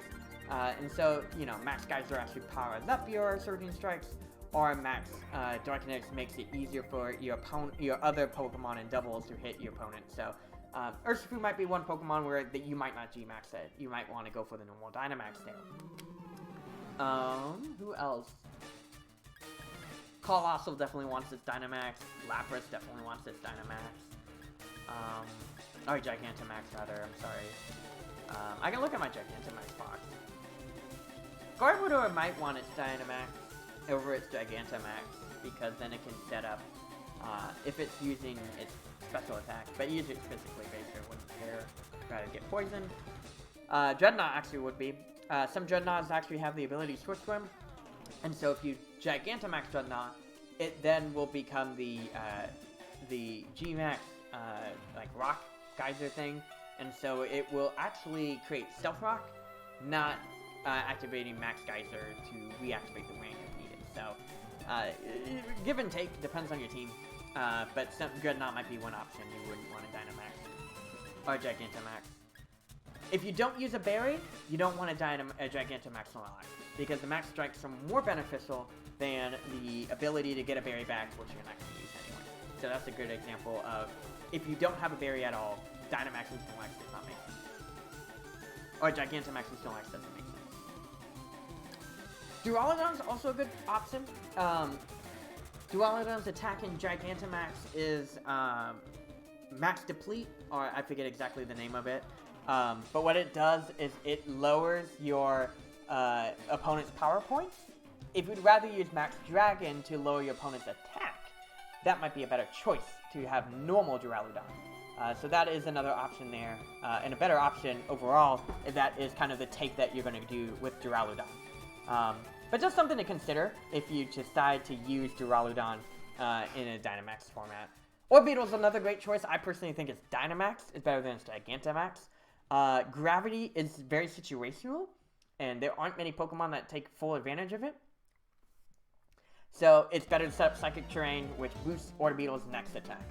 So personally, I think Orbeetle should be Dynamax over Gigantamax. Another example is actually Corviknight, and it really depends on what your team needs.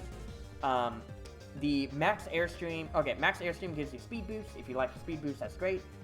If you do the Max G-Max Wind Rage, that helps eliminate terrain and also Stealth Rock, spikes, things like that. So, depends on what your team needs for you to sign a Corviknight. So, that's really kind of the difference there. So, anyways, folks, oh, yeah, by the way, I have the Shiny Elekid. So, if you guys want a Shiny Elekid, it's yours. I have no need for it. Also have the Shiny Gourgeist I recently caught. And the Shiny Eevee. And the Copperajah. And the Indy. And the Miltank. And the Magikarp and Mandibuzz. So, I'll leave that up real quick. I'll probably take that a quick second before I head off. But anyways, guys, I just want to say thank you so much for tuning in. If no one claims those Pokemon, no biggie. I had an absolute blast playing this new season, and we got to Ultra Ball ranked so far. So looking good, especially with the team that, first time trying it out. Has a lot of different tech there. I'm going to post on Twitter. You can find me at Twitter. A couple of you guys follow me, but I need to get better at getting Nightbot. Thank you so much, Apollo. It was awesome having you here on the stream, and we had a great time. But yeah, if you look me up at, it's a little bit confusing because I don't have the full width. But if you look me up on Gaming with Smiles on Twitter, I will post that team afterwards. So if you're like, I'm not sure how to build it, or I don't want to build it quite yet, I want to give it a try first, feel free to download the team, try it out on the Battle Tower, go online with it. Love for you guys to see it. And if you have a battle with it, record it. Send it to me. I'd love to check it out. I'd love to see how that team does in action. And I gotta I gotta bring more of those teams out and share more of them with y'all. It's always fun to do that. Alright, folks, before we head out, I just want to say thank you so much for tuning in. If you can do me one more favor, just make sure you have a wonderful rest of your day. Anyways, y'all take it easy. This was so much fun, and I'll see you next time here on Gaming with Smiles.